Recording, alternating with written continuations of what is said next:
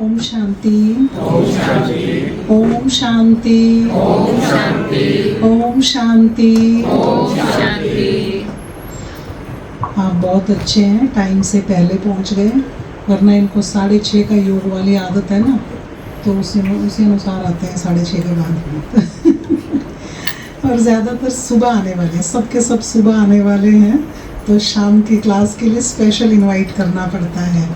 और आपको सबको हमारे बहुत अच्छे से, प्यारे से, मीठे से प्रमोद भाई का बहुत दिव्य आकर्षित करके ले आया।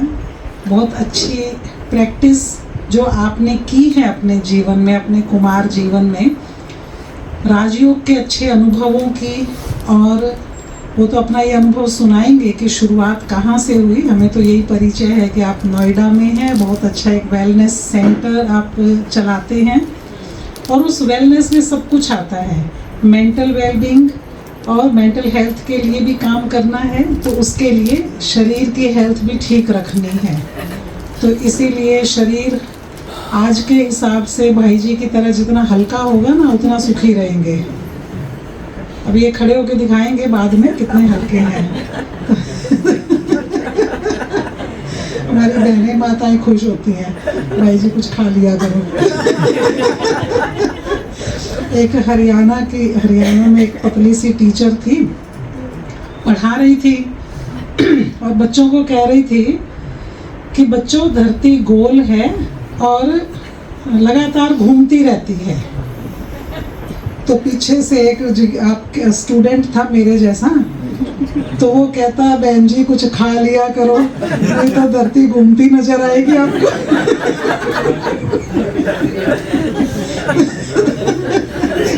नहीं तो आपको धरती घूमती नजर आएगी। तो आप जैसे बहुत अच्छे भाई है जो धरती पर बोझ नहीं डालते,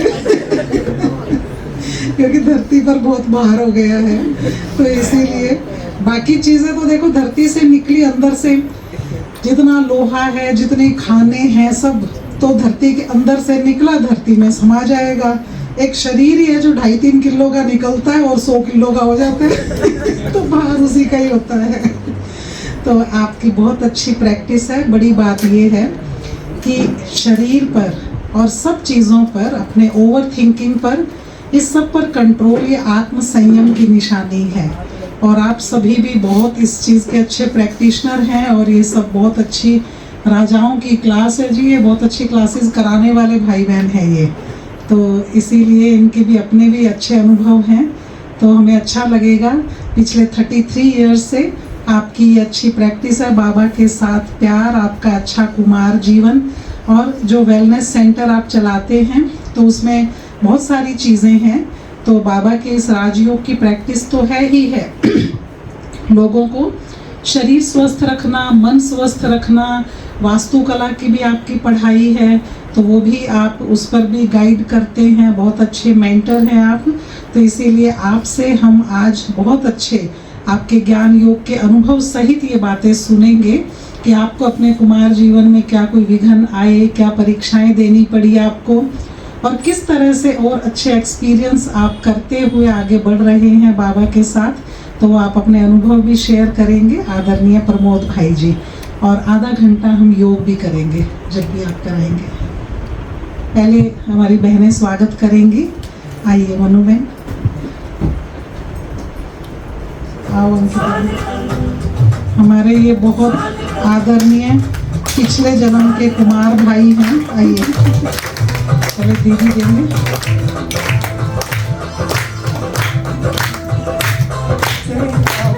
पिछले जन्म की दीदी है, अभी कुमार भाई है।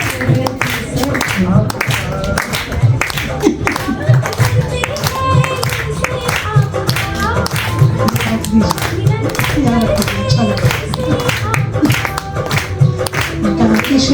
दिन में 2 बार क्लास करते हैं, ज्ञान योग में बहुत अच्छे हैं।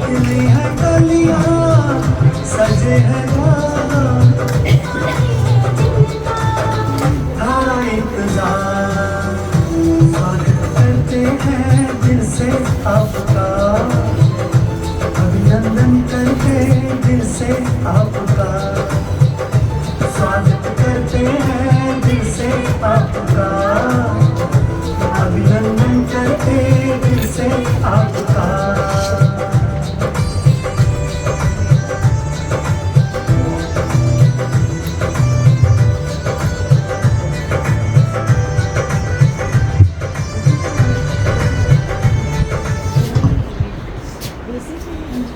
ओम शांति। ये एसी भी ऑन कर दो भाई। अब कहते हैं 10 दिन बहुत गर्मी रहेगी चंडीगढ़ में, पहले से उन्होंने लोगों ने अनाउंसमेंट कर रखी है मौसम विभाग वालों ने। तो आप और अच्छा योग लगाएंगे तो आपके योग में शीतलता भी है तो ज्वाला भी है, तो आप जैसा चाहें कर सकते हैं। तो ये आपके हाथ में है। तो अभी हम आदरणीय प्रमोद भाई जी से सुनेंगे। मधुबन में बहुत बार देखा है आपको, लेकिन इस तरह सामने रूबरू मिलन पहली बार ही हुआ है। तो ओम शांति। ओम शांति। ओम शांति। ओम शांति। थोड़ा सा मुस्कुरा के बोलो ओम शांति। ओम शांति। क्योंकि हमारा जो माइंड के न्यूरॉन्स होते हैं वो कब अच्छे काम करते हैं? जब खुश होता है। जब हम खुश होते हैं। और आपके जो गट के बैक्टीरिया हैं वे भी तभी खुश होते हैं जब आप खुश होते हैं। तो दोनों चीज़ें जब ठीक हो जाती हैं तो आप मोस्ट पावरफुल हो जाते हैं। तो जैसा बताया दीदी ने, अनुभव के साथ अगर शुरू करना है तो ये मई मंथ ही था जब मैं पहली बार बाबा के घर आया। 26 मई 1993 मेरा अलौकिक जन्म है। और लेकिन बाबा का मैं किस तरीके से, मैं आराम से तो ज्ञान में आया नहीं था, बहुत बहस के साथ, बहुत तर्क के साथ। मेरे जो पिता हैं वो वेटनरी डॉक्टर रहे हैं, जो लौकिक में पिता हैं, और मेरी मदर हाउसवाइफ है। तो पापा मुझे ज्ञान सुनाते थे। बुलंदशहर में सेंटर खोला था पहला, और हमारा ही पहला परिवार था जो सेंटर पे गया था। We are the first family.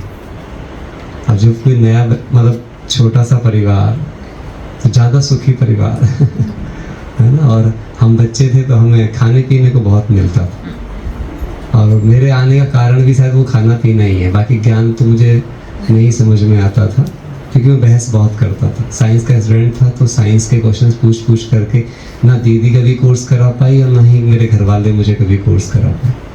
Course तो कभी हुआ ही नहीं, है ना। मैं सीधा मुरली की पैदाइश हूँ और इसीलिए मुझे मुरली से दुनिया में सबसे ज़्यादा प्यार है। मेरे लिए भगवान सिर्फ मुरली है ना? और मुरली ही मेरा रिसर्च है, मुरली मेरा अध्ययन है, मुरली जीवन है, मुरली संकल्प है, मुरली ही संस्कार है। मैं तो 10th ही मैंने पास किया था, तब मैं 10th पास किया था। पढ़ने में ठीक ठाक थे, लेकिन मतलब ज़्यादातर मेरा हमेशा से जीवन में शौक केवल पढ़ना ही रहा है। अगर आप मेरे घर भी आएंगे तो इतनी बड़ी लाइब्रेरी मिल जाएगी। मैं हज़ारों किताबें पढ़ चुका हूँ आज तक बाहर की दुनिया की। मोर देन 1000 बुक्स मैंने ऐसी पढ़ी हैं जो जितने भी सकारात्मक लीडर्स हैं इस दुनिया में, शायद सभी की बुक्स को पढ़ा है ना। जितने भी दुनिया के बेस्ट राइटर्स, सब चीज़ पढ़ने के बहुत ज़्यादा पहले से शुरू से ही शौक था। लेकिन जब मेरी बहस होती है, कोई समझा नहीं पाता, एक दिन पापा ने मेरे को ऐसे ही बोला, देख भाई तेरे को चलना हो चल, नहीं चलना हो मत चल, पर हमारा तो दिमाग खा मत। यही स्टेटमेंट था। हमको तू बकस, तेरे को चलना है ठीक है, नहीं चलना है तो भी ठीक है। मैंने कहा वैसे तो तुम कहते हो कि तुम्हारे इस बाबा के पास हर सवाल का जवाब और उत्तर देने के टाइम में, तो वैसे तुम कहते तुम ज्ञान सागर के ज्ञान को बांट रहे हो, उत्तर तुम्हारे पास है नहीं, और मेरे को बोलते हो कि मैं रोज आऊँ तुम्हारे यहाँ पे। तो दीदी मेरे को बोलती थी कि मैं तेरे को ना अच्छा खाने के लिए कभी रसगुल्ले मिलते थे, कभी खीर मिलती थी, कभी हलवा में, मतलब बाकी कुछ हो ना हो ये मामला ठीक है। हाँ आपका कोटा पूरा हो गया। हाँ, वो तभी पूरा हो गया। तो मैंने कहा आप केवल थर्सडे देते हो, तो कहती मैं संडे को भी दूंगी, तो संडे को भी आया कर। तो मैं थर्सडे संडे आने लगा। फिर मैंने एक दिन पूछा, मैंने कुछ तो होगा, आप सब इतने लोग करते हो, तो बोलते मुरली में सब प्रश्नों के उत्तर आते हैं। तो मैंने कहा तो मेरे को अपनी मुरलियाँ दे दो, बस मेरे को वही पढ़नी, कोई कोर्स नहीं, कोई आत्मा नहीं जानता, कुछ नहीं जानता। अच्छा पहले मुरलियाँ भी दीदी को तो खैर याद होंगी, काफ़ी बड़ी बड़ी मुरलियाँ होती थी, 8-8 पेज की मुरली भी थी हमारे पास, है ना। और अभी तो दीदी साकार वाणियाँ भी इतनी बड़े बड़े लंबे लंबे करके, हाँ वो लंबे पेज तय कर देखे थे, तो वो भी थी वहाँ। तो मेरा क्या था कि जो मन में मेरे को थॉट पैदा होता था वो कहीं ना कहीं मुरली में वही थॉट आता था, और ऐसा मेरे साथ लगभग 15 दिनों तक होता रहा। और वो जो 15 दिन थे, 15 दिन के बाद मैं दीदी के पास गया और मैंने कहा कि मेरे को भगवान से मिलना है। तो दीदी बोलती है ऐसे थोड़ी मिलते भगवान से। तो मैंने कहा जी कैसे मिलते, टर्म कंडीशन बता दो। कहते हैं रोज सुबह 4 बजे उठना पड़ेगा। उसमें मेरे को दिक्कत नहीं थी क्योंकि मेरे पापा मुझे पढ़ने के लिए ही 4:15 तक उठाई देते थे वो। तो मैंने सोचा कोई दिक्कत नहीं है, उठ जाएंगे। उसके बाद उन्होंने बोला कि डेली मुरली क्लास में आना पड़ेगा। तो मैंने बोला मैं तो स्कूल जाता हूँ। तो कहते शाम को आ जाएगा। तो मैंने कहा ठीक है शाम को आ जाएंगे। तो वो शुरू हो गया। तीसरा उन्होंने कहा कि बाहर का कुछ भी खाना पीना नहीं है। तो मैं ब्रेड बिस्किट बहुत खाता था। तो मैंने कहा ब्रेड बिस्किट भी नहीं खाने? कहते नहीं खाने। तो मैंने कहा कि ठीक है। और मैंने कहा मैं 1 साल तक ही पालन करूंगा बस, अगर 1 साल बाद भी भगवान नहीं मिला तो मैं छोड़ दूंगा। कहती ठीक है छोड़ देना, ऐसे ही बोल दे। ठीक है हम चलते रहे। 95 में बाबा से मिलने के लिए गए और जो वो पहला मिलन था 18 जनवरी 1995 में ज्ञान सरोवर का उद्घाटन हुआ। अंदर हम भाई लोग बैठे, बहनें बाहर बैठी। बाबा ने मुरली भाइयों के सामने चलाई, झंडा बहनों के सामने फहराया।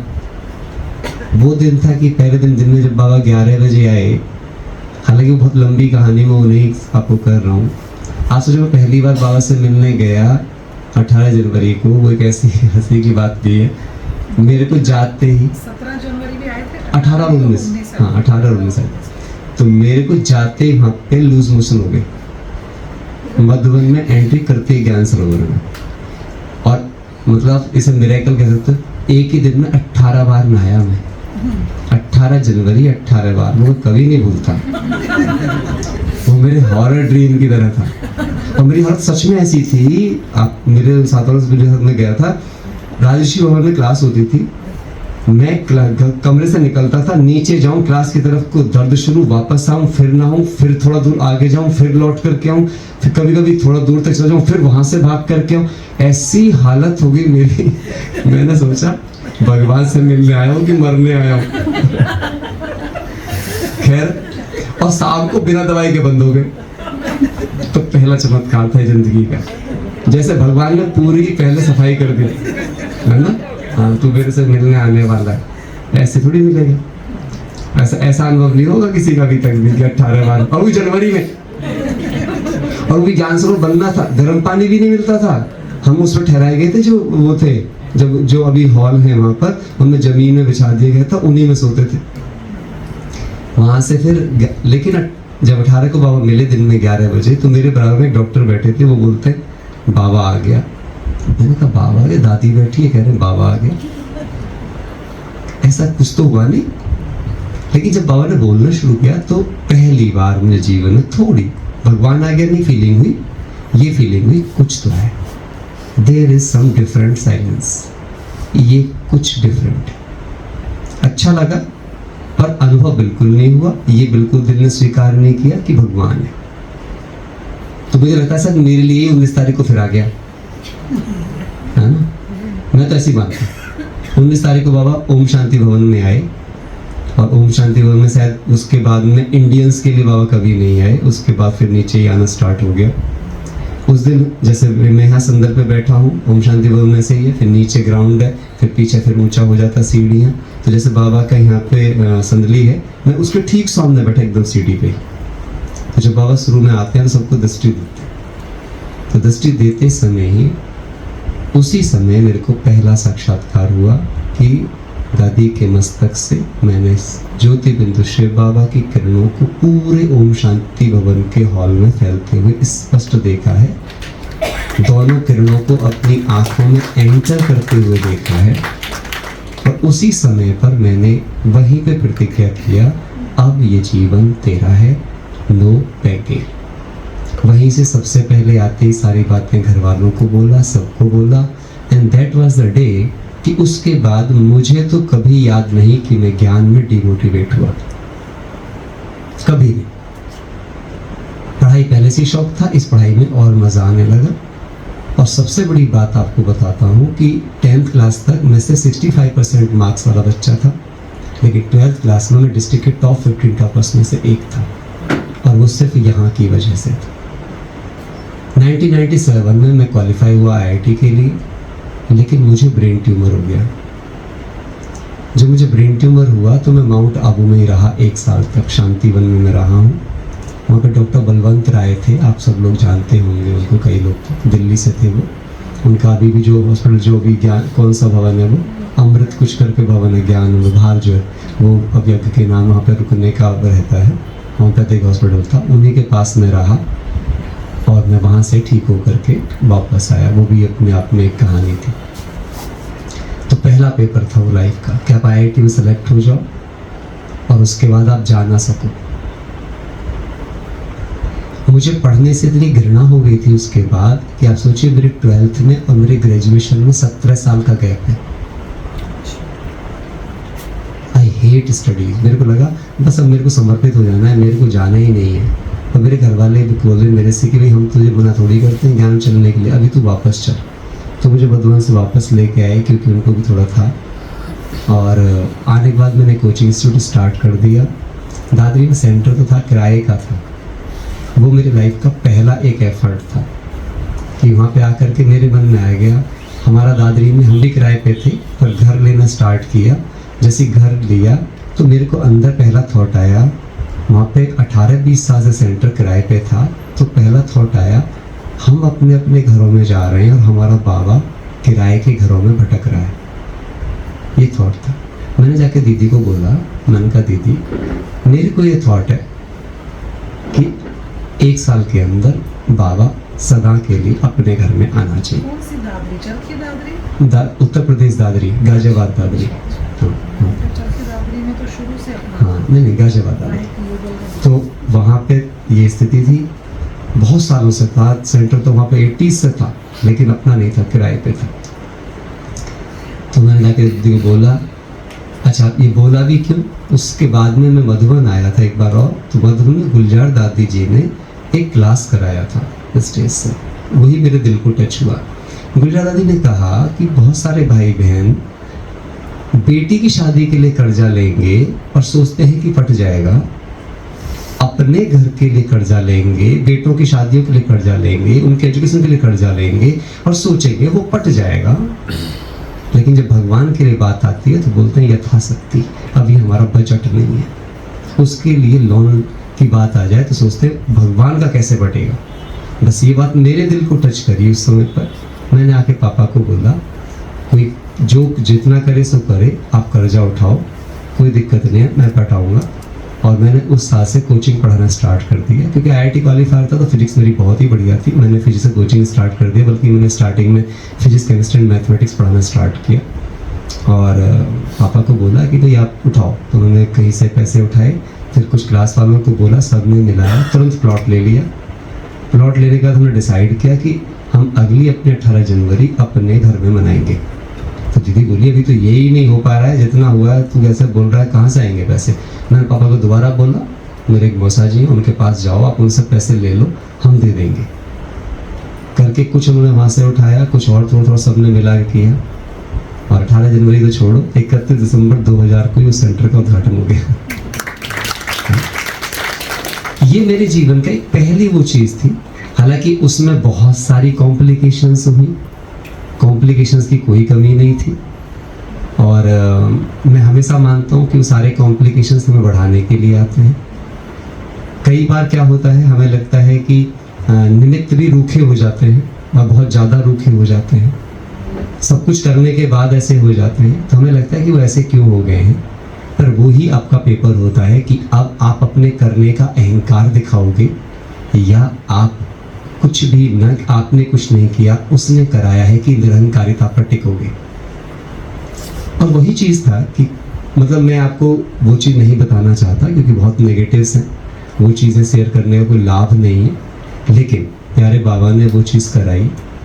और वहाँ के बाद हमारी जर्नी धीरे धीरे बहुत सारे, इतने सारे स्ट्रगल से गुजरती हुई आगे बढ़ती रही, लेकिन बाबा ने बहुत अच्छे अच्छे कामों के निमित्त बनाया। 1998 में मेरा पहली मुलाकात जगदीश भाई साहब के साथ हुई पर्सनल लेवल पे, और हम ORC की ज़मीन दिखाने में भी निमित्त बने।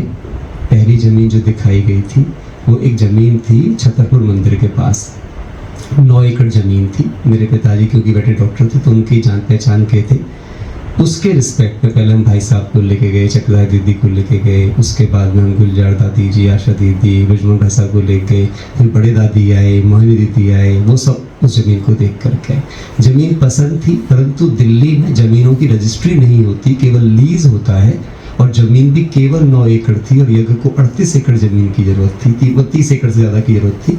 तो फिर बाद में जो ORC अब है वो ज़मीन गुप्ता जी हैं, उन्होंने वो दिलवाई। उस दौरान जब भाई साहब से मिलने का मौका मिला, शायद वो ज़मीन तो एक बहाना था, पर मेरे जीवन की आधारशिला रखी जानी थी भाई साहब से मिलने के कारण।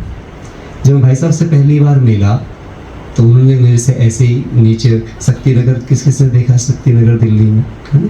तो भाई साहब को नीचे ऑफिस बनाया गया था ना, लकड़ी वाला जो ऑफिस बनाया गया था जब भाई साहब की तबीयत खराब थी। हाँ, ऊपर तो अलग कमरा तो लिखते थे, लेकिन जब नीचे सबसे आके मिलते थे तो एक लकड़ी का ऑफिस बनाया गया था भाई साहब के, स्पेशली AC, वरना तो वो AC तो ले रखवाते ही नहीं थे ना, तो नीचे वो कराया गया था, तो उसमें भाई साहब बैठते थे। तो वहीं पे मेरी पहली मुलाकात हुई और भाई साहब बड़े प्यार से बात करते थे। मुझे आज भी वो दिन नहीं भूलते, जैसे बाबा बच्चे बच्चे करके बात करता है, तो भाई साहब ने मेरे को ऐसे ही पूछा, छोटा तो था ही था, 18 साल तो एज ही थी उस टाइम पे। बोलते हैं कि बच्चे तेरा लक्ष्य क्या है? तो मेरे को ऐसे ही पता नहीं क्यों मेरे मुंह से ऐसे निकला, नासमझी की बात थी। मैंने कहा भाई साहब आपकी तरह राइटर बनना। हाँ, तो भाई साहब बहुत हंसे और उन्होंने एक ही बात कही, मुश्किल है। दूरदृष्टि। मुझे सबसे बढ़िया बात लगी कि उन्होंने ये बात बोली, इसलिए नहीं कि मेरा मनोबल डाउन किया, पर वो भविष्य जानते थे, वो जानते थे कि इसे गलत होप अगर पड़ गई तो ये गलत लक्ष्य को अभी से लेगा, गलत कारण के लिए ज्ञान में चलेगा, तो फिर गलत कारण के लिए एक दिन ज्ञान छोड़ के भी चला जाएगा। कभी भी जो बड़े होते हैं, जिनको बहुत गहरी समझ होती है जीवन की, वो झूठी आशाएं आपको नहीं दे सकते। वो बहुत स्पष्ट थे और उनका समझाने का तरीका देखिए। सेकंड लाइन जो उन्होंने बोला वो बहुत इंपॉर्टेंट लाइन थी। कहते हैं मैं भी नहीं कर पाता यदि ब्रह्मा सरस्वती को न कहते कि मेरी बुद्धि में बैठ जाओ। साधारण बात नहीं थी। इतना विद्वान व्यक्ति अपने सब कुछ करने का क्रेडिट किसको दे रहा था? बाबा अगर मां सरस्वती को ना कहता इसकी बुद्धि में बैठ जा, मैं भी ना कर पाता। एक बात। दूसरी बात, फिर उन्होंने मेरे से अगली बात पूछी, वो करने के लिए कहते हैं पवित्रता तेरा चुनाव है या पवित्रता तेरा आकर्षण? मैं इसलिए वो बातें सुना रहा हूँ कि जो मेरे साथ बीती हैं। मैं कहीं बाहर की बातें सुनाऊंगा, वो कहानी किससे सुनाऊं, मुझे उसमें कोई सार नजर नहीं आता। जितना हमने किया है, जब हम वो बात करते हैं तो वो कहीं ना कहीं ज़्यादा रिलेट करती है। तो जब उन्होंने मेरे से पूछा कि पवित्रता तुम्हारा चुनाव है आकर्षण, तो मैंने कहा सब अभी तो यही नहीं पता कि चुनाव की डेफिनेशन क्या है और आकर्षण की डेफिनेशन क्या है। तो चुन ही लिया, बीके तो बन ही गए हम। हाँ, जैसे हम कहते थे ना, बाबा को प्यार है तभी तो आते हैं क्लास में, प्यार नहीं होता तो आते थोड़ी। लेकिन अब ये बात तो बहुत गहरी थी। आपने पवित्रता चुनी है या आप पवित्रता पर आकर्षित हुए हो? मैंने कहा भाई साहब क्या है इसका अर्थ? कहते हैं बहनें अच्छी लगी, सेंटर अच्छा लगा, पालना अच्छी लगी, मधुबन अच्छा लगा, वातावरण अच्छा लगा, इसलिए हम ज्ञान में आ गए। यह है पवित्रता का आकर्षण। किसी की पवित्रता थी, तुम उससे प्रभावित होकर आ गए।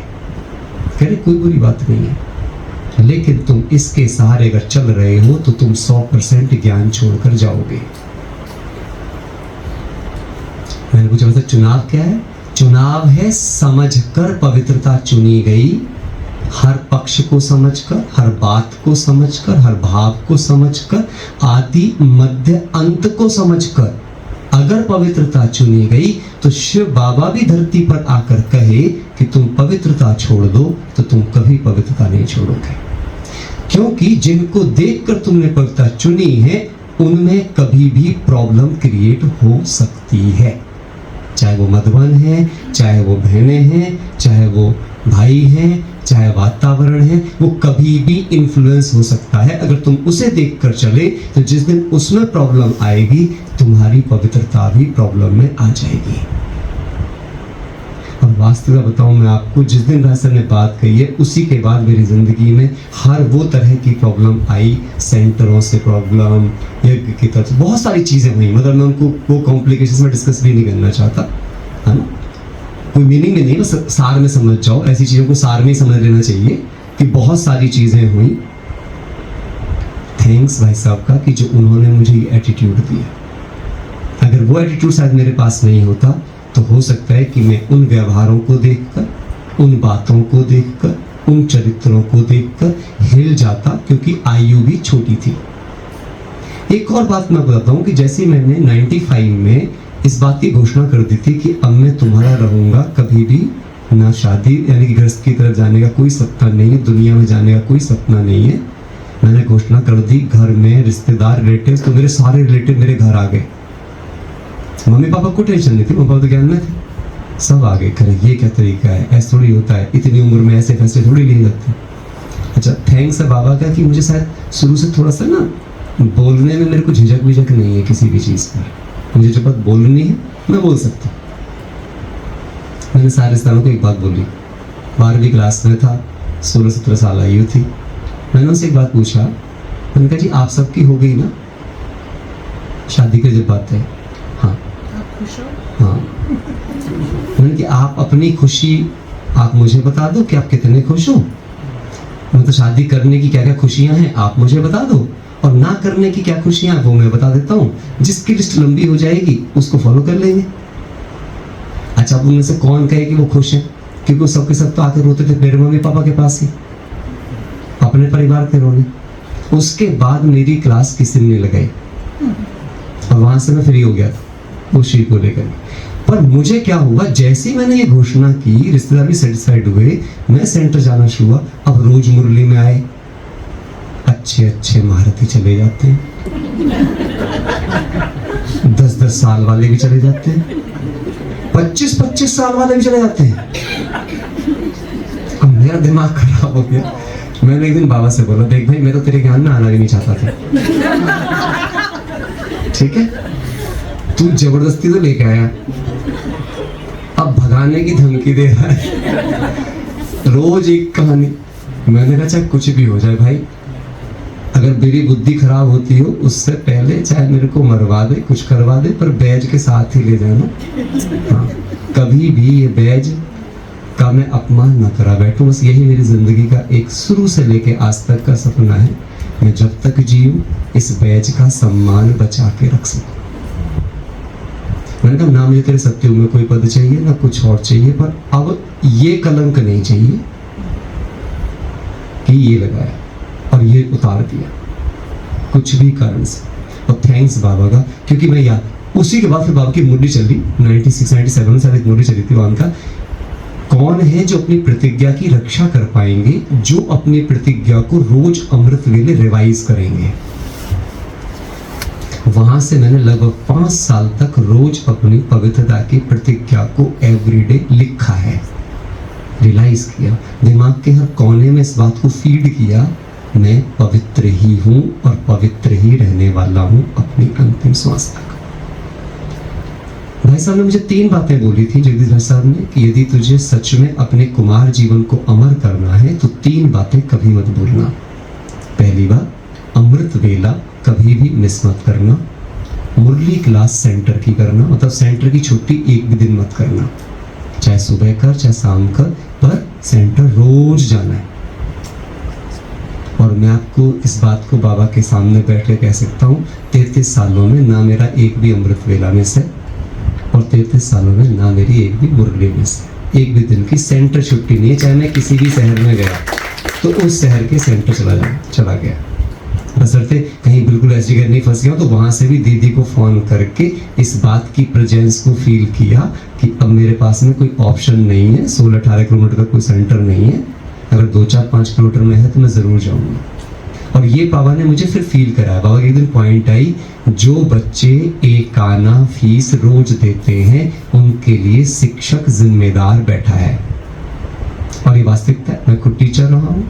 अगर किसी बच्चे की अटेंडेंस 100% हो तो ऐसे बच्चे को फेल होने पर टीचर फेल हो जाता है। ना कि बच्चा। मैंने कहा कुछ भी हो भाई, तू फेल हो तो मैं अब 100% अपनी अटेंडेंस तो लगा ही लूंगा। तो ये जो चीजें थी, ये तो रहे वो बेसिक्स जिन्होंने, सेकंड चीजें थी। तीसरी जो बात भाई साहब ने कहा, किसी भी लोक लाज के लिए खान पान की धारणा से कभी समझौता मत करना। ये 3 मेरे चीज थी, और हमने कभी जीवन में, थैंक्स है बाबा का, इन चीजों से कोई कॉम्प्रोमाइज नहीं किया। इसलिए आज दिन तक पूरे सम्मान के साथ, पूरे सुख के साथ, पूरे आनंद के साथ, पूरी बाबा की एजुकेशन को दिल से प्यार करते हुए, एक भी दिन कभी उमंग उत्साह डाउन ना तो हुआ है। और बस यही उम्मीद रखते हैं कि कभी भी ऐसा कोई दिन देखने को ना मिले कि ये डाउन हो। भविष्य घर में क्या छिपा है मुझे नहीं पता, पर उम्मीद है कि ऐसा नहीं होगा। एक ही चीज आई। फिर मैं ज्ञान में बहुत अच्छा चल रहा था अपने हिसाब से, बहुत सारे पेपर दिए, सेंटर पे ताले लग गए, सेंटर के बहुत सारे चैलेंजेस आए, दादियों के पास गए, वो खुलवाए। 1 साल तक बाबा ने मुझे ही दादरी के सेंटर का टीचर बना के रखा, कोई बहन नहीं थी। पूरे 1 साल तक मैं ही वहाँ पे टीचर था। आशा दीदी से बात कर करके मैं सेंटर को चलाया करता था, सब बातें दीदी से पूछता था, फिर करता था, फिर लोगों को लेके जाता था कोर्स करा के। ये 1 साल चला। 1 साल बाद फिर दादी जी ने, गुलजार दादी जी ने आशा दीदी कनेक्शन में सेंटर को दिया, और फिर तब से वो दादरी का सेंटर वहाँ रहा। फिर हम ग्रेटर शिफ्ट हो गए। बाबा ने हम ही को निमित्त बनाया ग्रेटर में पहला सेंटर खोलने का। आज वहाँ भी 5 सेंटर्स हैं, तो बहुत सारे सेंटर्स की सेवा वहाँ पर भी स्टार्ट हो गई। कौन सी जगह? Greater Noida, greater Noida.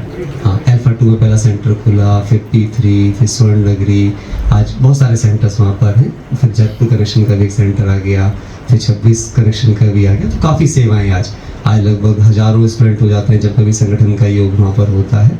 तो बहुत अच्छे से बाबा सेवाएं कराई और कराते जा रहे हैं।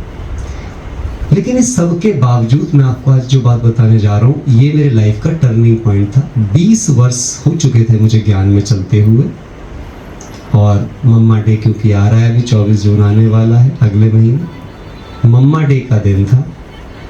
पहली बार ऐसा हुआ कि मम्मा डे के दिन मम्मा का फोटो बाबा के कमरे में दीदी ने रखा, जबकि उससे पहले कभी भी मैंने अपने 20 साल में कभी नहीं देखा था कि कभी भी किन्हीं भी दीदी ने मम्मा का फोटो बाबा के कमरे में बाबा के साथ रखा हो। सब क्लासरूम में रखते थे, एक फूल चढ़ाएंगे, स्मृति दिवस मनाएंगे, चीज होती थी। उस दिन मैं जैसे ही बाबा के कमरे में गया, मम्मा का चित्र मैंने सामने देखा, मैं बैठा थोड़ी देर योग करने के लिए, और मैं पता नहीं क्यों रोने लगा।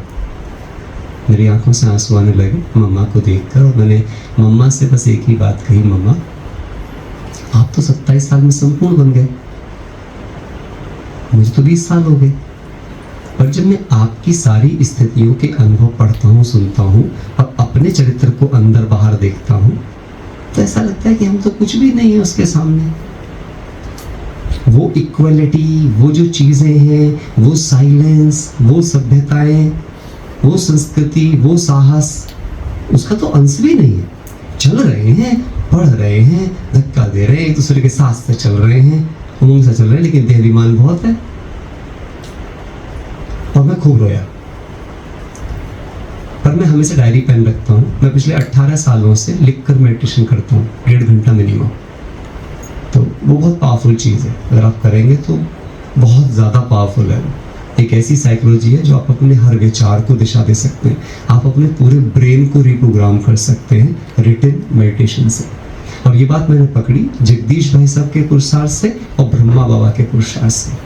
ब्रह्मा बाबा की जीवन कहानी को मैंने 4 बार पढ़ा है कम से कम। उसको पढ़ते पढ़ते मुझे समझ में आया, बाबा हमेशा मुरलियों के मैंने बहुत गहरे अध्ययन करने के बाद एक बात समझ में आई मुझे, बाबा क्यों कहता है कि सबसे पहले बाबा सुबह उठकर विचार सागर मंथन करता है।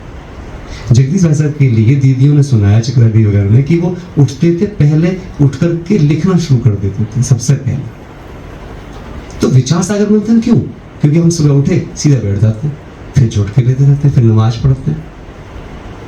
तो होता क्या है कि जब आप अपने ब्रेन को हाईएस्ट थॉट से भर दोगे, पहले ही विचार सागर मंथन करके क्वालिटी से भर दोगे, तो फिर भगवान बिल्कुल आपके यहाँ बैठेगा, वो आपका हो जाएगा। राजयोग की डेफिनेशन है खुद को आत्मा समझ फिर बाप को याद कर।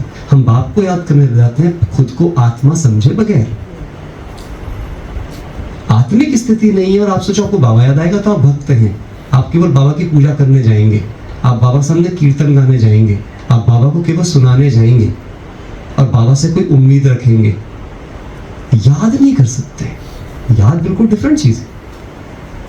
तो मैं लिखता था, तो मैंने डायरी पेन थी, निकाला, मम्मा की तरफ से पहली प्रेरणा आई कि तू अपना परिचय लिख, और मैंने सहज स्वभाव अपना परिचय लिख दिया। मेरा लौकिक नाम ये है, इतने साल से ज्ञान में हूँ, सब जो लिख सकता। आज भी नहीं भूलता मैं ऊपर। अब ध्यान सुनना, आप सबके लिए बहुत ब्यूटीफुल फीलिंग है ये। मम्मा का अगला थॉट आता है, देख 20 साल पहले भी तेरा यही परिचय था, कुछ थोड़े से देह अहंकार और ऐड हो गए, 20 साल बाद भी तेरा यही परिचय है, तो स्थिति कहां से बदलेगी?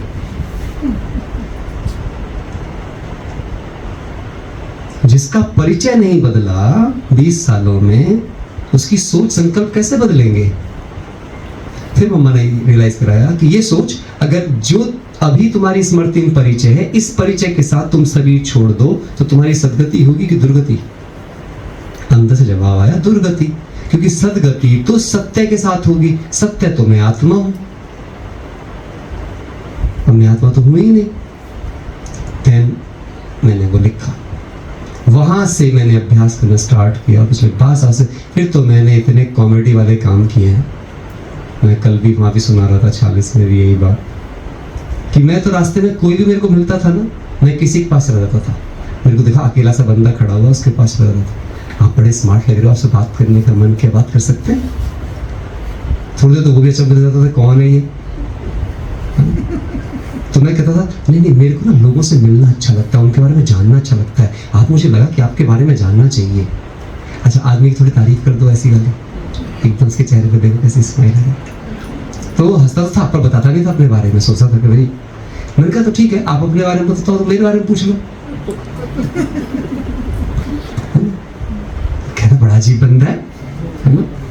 तो कोई मेरे से पूछ लेता था, है ना, पूछ रहा था, अच्छा तो चलो जी बताओ आप कौन हो? अच्छा, मैंने कहा आप मेरे बारे में पूछ रहे हो कि इस शरीर के बारे में पूछ रहे हो? आपको कौन दिख रहा है, मैं दिख रहा हूँ कि मेरा शरीर दिख रहा है? अब तो वो और टेंशन में ऐसे मैंने अविश्वास नहीं करोगे सालों तक काम किए। कई बार मैं किसी को सिगरेट पीता देखता था, उसके पास रहता था सीधा। मैं उसके एक को तो मैंने बोला जाके, मैंने कहा भाई आप अगर बुरा ना मानो तो आपसे एक बात बोल दूं? बोला हाँ बोलो। मैंने कहा आपने सिगरेट छोड़ दो। कहता है क्यों? मैंने कहा आप बहुत स्मार्ट हो, ये सिगरेट आपकी स्मार्टनेस खा जाएगी। कह रहा कैसे? मैंने कहा देखो, मैं एक न्यूट्रिशनिस्ट भी हूँ, मैं पोषक तत्वों की जानकारी रखता हूँ, और जब कोई अपनी हेल्थ खराब करता है ना तो मेरे को बड़ा दुख पहुँचता है। तो मैं उसके पास जाके एक बार बोलता जरूर हूँ, आगे आपकी मर्जी है, मानो ना मानो। आप विश्वास करोगे, उसने सिगरेट फेंकी, लाइक उसकी आंखें गीली थी, और उसने मुझे एक स्टेटमेंट बोला, आज तक मेरे माँ बाप ने भी कभी मुझसे ऐसे नहीं बोला। कहता चाहे कुछ हो जाए, आज के बाद मैं सिगरेट को हाथ नहीं लगाऊंगा। अब आप सोचो कितनी दुआ मिल गई।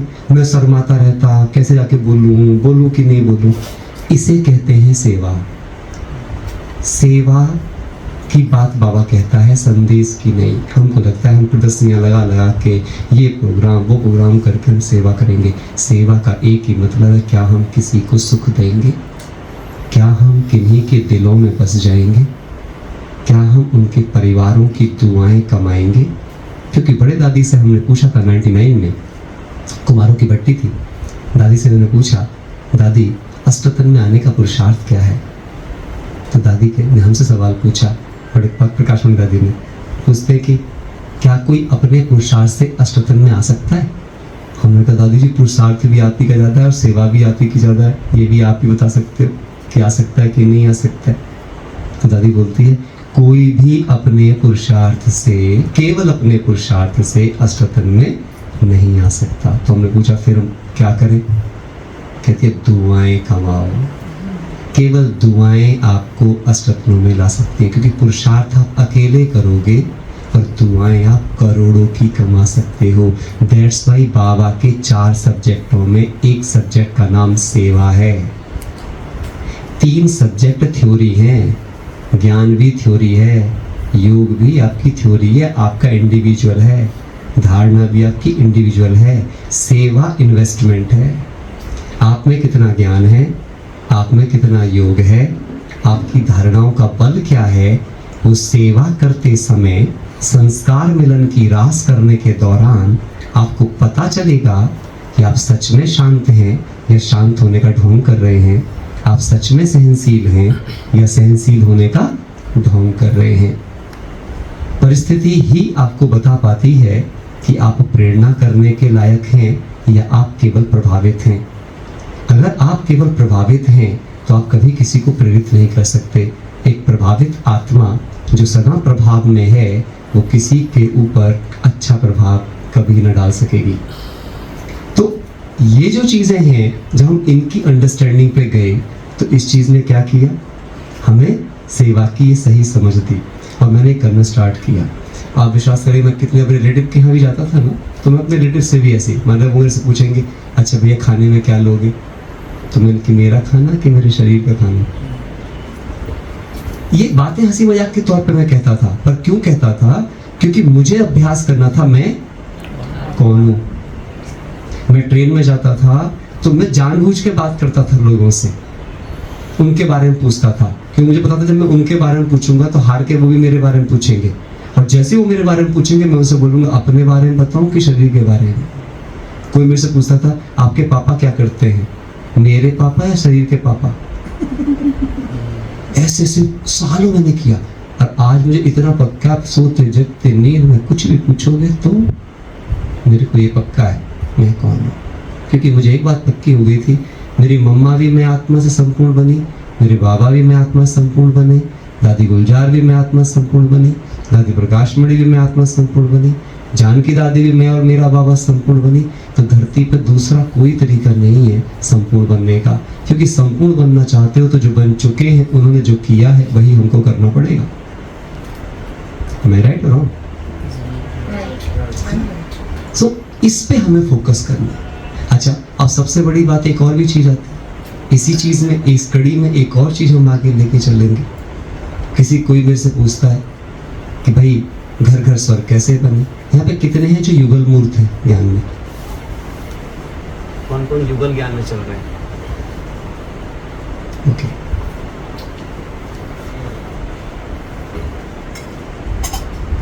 विष्णु चतुर्भुज किस बात की पहचान है? युगल की। हाँ, कौन से युगल की? दोनों हाथ में जो परफेक्ट है, जो सतयुगी युगल। हाँ? बाबा और मैं भी तो युगल हाँ, हाँ, वो एक अलग युगल हो गया, उसका उससे वहाँ पर उसको नहीं है। लेकिन जो लक्ष्मी नारायण के बाबा या विष्णु चतुर्भुज का जो देते हैं, वहाँ पर वो उस युगल की बात ही नहीं करते। वहाँ पर तो बात जो चलती है किसी चलती है। हाँ? विष्णु जी का एक सर है, 4 हाथ हैं और 2 पैर हैं। सिर एक ही क्यों है, पैर 2 ही क्यों है और हाथ 4 क्यों है? कंबाइंड तो है पर क्यों?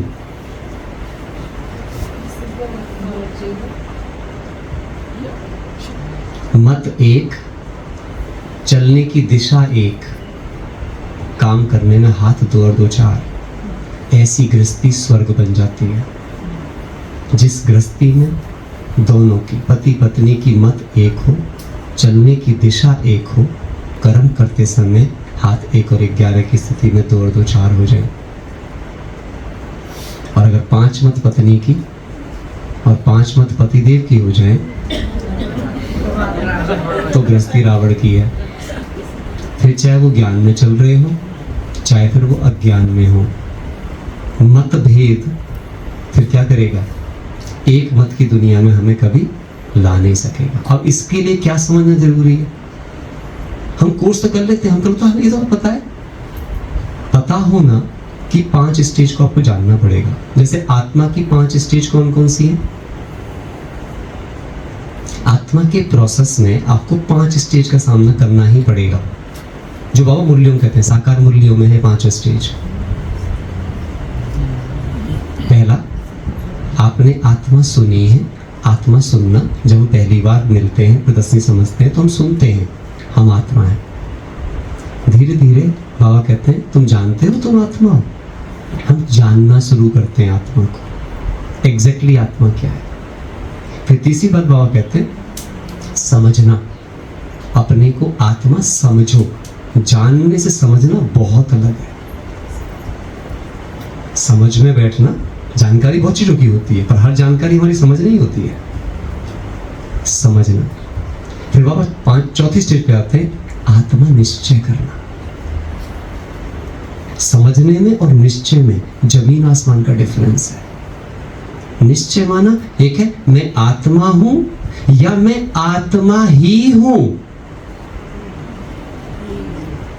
मैं ये हूं ही नहीं, ये सिर्फ एक रोल है, सिर्फ एक रोल 84 में से। मैं आत्मा हूं नहीं, मैं आत्मा ही हूं। I am only soul. निश्चय। और जब निश्चय हो जाएगा तो फाइनल स्टेज आ जाएगी, आत्मा बन जाएंगे, परम धाम वाले घर चले जाएंगे। 5 स्टेज। और इन 5 स्टेजों को बाबा समझाने के लिए मुरली में बाबा 6 तरीके की शिक्षा हमें मुरली समझाता है, 6 पैटर्न देता है मेरे अनुभव से। मैं तो अपना अनुभव सुना रहा हूं, हर एक का अपना चिंतन होता है, और जो मैंने अपना अनुभव पाया। पहला, बाबा मुरली में कहते हैं आज बाप शिक्षा दे रहे हैं। कहते हैं बाबा क्या दे रहे हैं बाप? फिर दूसरी बात बाबा क्या कहते हैं? आज बाप समझानी दे रहे हैं। क्या दे रहे हैं? समझानी। जब कोई शिक्षा से नहीं समझ पाता तो उसे समझाना पड़ता है शिक्षा को। तीसरा बाप क्या कहते हैं? आज बाप सावधानी दे रहे हैं।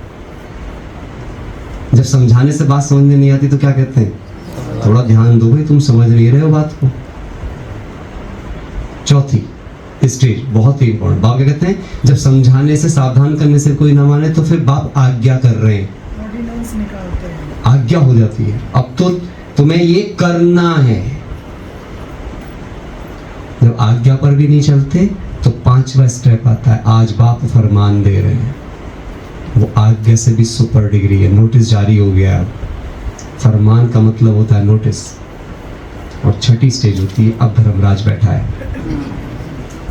The final stage. अब मुझे चेक करना है मैं कौन बनने वाली हूं। मैं कौन बनने वाली हूं? बोलो, देवी और देवता। अब देवता कौन होते हैं? बिन कहे करे, इशारे से बिन कहे करे वो देवता, कहने से करे वो मनुष्य। और जो कहने से ना करे उसकी तो बात ही छोड़ दो। सिंपल सी बात। वो तो सड़क पे बैठा रहता है, बोलता भी नहीं।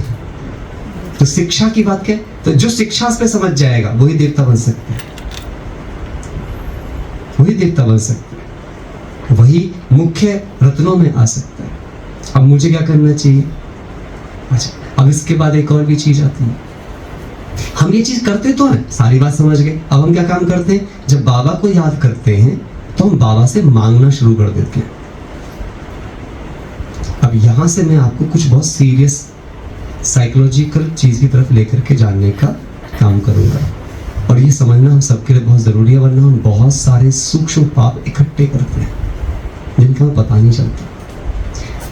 इस प्रक्रिया में सबसे बड़ी चीज होती है, बाबा कहते हैं सबसे बड़ी सेवा कौन सी है? दुआएं देना। और बोलिए, कुछ तो बोलिए आप सब, बिल्कुल साइलेंट बैठे। हाँ, चेहरे और चलन से। चेहरे और चलन से। ओके, और क्या बोलते हैं बाबा? सबसे फास्ट गति की सेवा मनसा सेवा बोलते हैं। अच्छा, अब मनसा का मतलब क्या है? मन से साफ संकल्पों से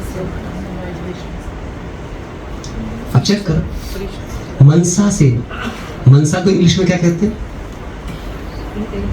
इंटेंशन। इंटेंशन। संकल्प इंटेंशन नहीं है। हम सब सेवा कर रहे हैं, संकल्प सेवा करनी है, मनसा सेवा। कहते हैं तेरी मंशा क्या है बता। तेरी मनसा क्या है? मंशा। हमें किसी को भी कर्म की सजा नहीं मिलती है, हमें मनसा की सजा मिलती है। तभी एक आदमी किसी की हत्या करता है यहाँ पे तो फांसी चढ़ जाता है, और अगर मिलिट्री में जाके वो वहां सामने वाले को मारता है तो उसको कोई ना कोई अवार्ड मिल जाता है। सवाल मनसा का है। किसी ने जानबूझकर किसी को मारा है या सेल्फ डिफेंस में किसी के साथ कुछ हो गया है, मनसा की बात है।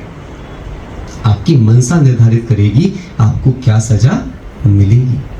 मर्डर की तो प्लानिंग करने वालों को भी सजा मिलती है जी, कॉन्स्पिरेसी करने वालों को भी मिलती है। तो इंटेंशन होगी ना। इंटेंशन की सजा है, एक्शन की नहीं। इसलिए बाबा क्या कहते हैं, मनसा। अच्छा, मनसा सेवा में आजकल क्या सेवा करते हैं? फिर हम जनरली ऐसी सेवाएं करते हैं, मरीजों को दृष्टि देने जाएंगे, अस्पतालों पे जाएंगे, घरों में बीमारों को देंगे, दुखियों को देंगे, बेटा एग्जाम देने जा रहा तो योग लगाने बैठ जाएंगे, किसी को नौकरी के लिए करेंगे। देखो, अगर आप ऐसा करते हो मुझे कोई ऐतराज नहीं है, पर बाबा ये सिखाने नहीं आया। बाबा की मुरलियों को ध्यान से पढ़ो। बाबा की मुरली क्या है? बाबा की मुरली बात नहीं, भाव है। तभी शिव पुराण में लिखा है, कार्तिकेय तुम सिर्फ मेरी बातों को सुनते हो और गणेश मेरे भावों को सुनता है। हम यहाँ गणेश बनने आए हैं। बाबा मुरली में जो कह रहे हैं, बाबा का भाव और मेरे समझने का भाव सेम है क्या? या मैं अपने भाव पर समझ रही हूँ? बाबा जो समझा रहे हैं मैं वो समझ के जा रही हूँ, या जो मैं समझना चाहती थी मैं वो समझ के जा रही हूँ? अगर मैं वो समझ के जा रही हूँ जो मैं समझना चाहती थी, मैं वही रहूंगी जो मैं थी। शिक्षक के भाव पर समझी गई बात ही शिक्षक के समान बना सकता है। बाप समान बनने का एकमात्र तरीका है मैं मुरली हो जाऊं, मेरी सोच मेरे भाव मुरली हो जाएं, मेरे जीने का तरीका मुरली हो जाए। मैं उसी दिन बाप समान हो जाऊंगी। मुझे कोई मैचिंग नहीं खेलना है, मुझे कोई चित्र नहीं मिलाना खेलना है, मुझे बिंदु मिलाना नहीं खेलना है, मुझे मुरली बनना है। क्योंकि जब बच्चा अपने माँ बाप की शिक्षाओं को अपने जीवन से दिखाता है, तभी दुनिया कहती है माँ पे पूत पिता पे घोड़ा, घना नहीं तो थोड़ा थोड़ा। यानी तो मैं तो हमेशा सोचता रहता हूँ, क्या मैं अपनी मम्मी ब्रह्मा पे गया हूँ या अपने पापा शिव बाबा पे गया हूँ? इन दोनों को देखना है मेरे को। बात खत्म। क्या बाबा ने कहीं भी कहा है कि आप परिस्थितियों को सकाश दो? एक भी मुरली दिखाओ। आत्मा को सकाश दो। और आत्मा को सकाश देने का मतलब क्या है? आत्मा के सत्य का प्रकाश जगाओ। और आत्मा का सत्य क्या है? सतो प्रधानता, सतो गुण।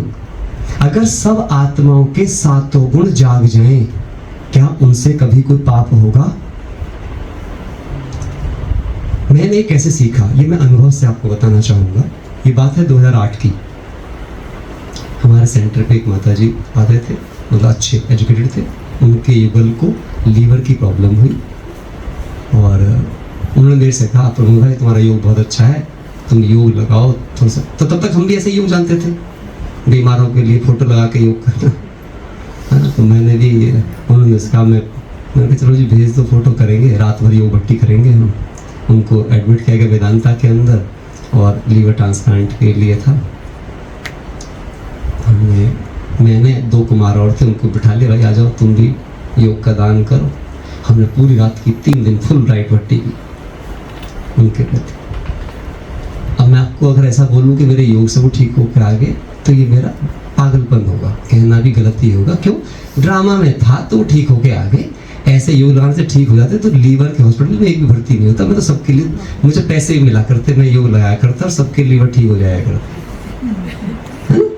तो ये सब मैं नहीं कह सकता। जैसे आपको याद होगा दादी जानकी का भी एक अनुभव था कि जब किसी को अमृत पिलाया उसकी आंखें आ गई, तो सबने कहा कि दादी के अमृत पिलाने से आंखें ठीक हुई। तो दादी का उत्तर सुनिए क्या कहा दादी ने। दादी ने कहा था, नहीं, ड्रामा में नून थी, उसका पुण्य इतना हो चुका था कि वो पल था जिसकी वजह से वो गुना था। अगर ऐसा होता कि मेरे अमृत पिलाने से इनकी आंखें आनी होती, तो मैं तो हर ब्लाइंड स्कूल के आगे जाकर खड़ी हो जाती, सबको अमृत पिलाती और सबकी आंखें आ जाती। हम ज्ञान को बहुत भक्ति की तरह लेने लग गए। हमने इस ज्ञान का भक्तिकरण कर दिया है। भगवान प्योर ज्ञान देने के लिए आया था, पर हम ज्ञान का भक्तिकरण कर चुके, और वो भक्तिकरण ही हमारे दर्द का सबसे बड़ा कारण बन गया। आप एक बात अपने आप से पूछ के देखिए, बाबा हमें क्या बनाने के लिए आया है? इच्छा मात्र अविद्या बनाने के लिए आया है कि इच्छा पूर्ति करने के लिए आया है? क्या कहेंगे आप? इच्छा मात्र अविद्या। देखो छोटा सा बच्चा कितना प्यार से बता रहा है ना, वो बनाना है। अब ऐसा कर सकता है वो कि पहले तो आपकी इच्छा पूर्ति करके आपको लत लगाए इच्छा पूर्ति करने की, और बाद में क्या करे वो? आपकी इच्छा मना करे, अब तुम इच्छा मत करो। तो क्या कोई बाप ऐसा होगा पहले बीमार करे और फिर उसी बीमारी से ठीक होने की बात करें। बाबा ऐसा नहीं करता। तो बाबा क्या करता है, जो मैंने फिर अनुभव पाया। अब क्या हुआ, वो ठीक तो होकर के आ गए, लेकिन क्या हुआ, करीब 6-8 महीने के बाद उनको दोबारा फिर लीवर की प्रॉब्लम हुई। उनका फोन फिर आया, मैंने पूछा दोबारा क्यों हुआ, तो पता चला कि वो बीड़ी सिगरेट पीते थे, वो नहीं छोड़ पाए। आप विश्वास नहीं करोगे, उस दिन पहली बार जिंदगी में बाबा ने मुझे रियलाइज कराया, यदि किसी भिखारी को भीख में 10 रुपए देना पाप की कैटेगरी में आता है, तो दुनिया की सबसे बड़ी शक्ति समय संकल्प किसी ऐसी विकारी आत्मा के प्रति लगाना कौन से पुण्य खाता बढ़ाएगा। आप जिनके लिए योग लगाते हैं, यदि वो योग लगाने के बाद फिर से विकारों और विकर्मों में ही जाने वाले हैं, और आप उन आत्माओं के प्रति इस प्रकार के योग का दान करते हैं, तो क्या ये सकाश की कैटेगरी में आएगा? और हम सब यही करते रहते हैं। वहां से मैंने फिर सकाश दिया सबको, मैं आज भी सकाश देता हूँ, ऐसा नहीं कि मैंने विकारियों को सकाश देना बंद कर दिया, पर मैंने सही सकाश चुना। वो सही सकाश क्या है वो मैं आपको बताता हूँ, और उसका मुझे इतने परिणाम मिले, इतनी जिंदगी में तसल्ली है, यहाँ बोझ नाम की चीज है ही नहीं। याद रखना, जब जिंदगी से बोझ खत्म हो जाते हैं, वो तभी खत्म हो सकते हैं जब कोई इच्छा मन में ना हो कि कोई ठीक होगा कि नहीं होगा, कोई क्या करेगा कि नहीं करेगा, पहली बात। और मैं बाबा की तरह सिर्फ आत्मा को पतित से पावन बनाने के कर्तव्य पर हूँ। मुझे मेरे बाप की पगड़ी पहननी है। जब पिता जाता है तो बच्चा पगड़ी पहनता है, तो पगड़ी में वो पिता की जिम्मेदारियों को आगे लेके जाता है।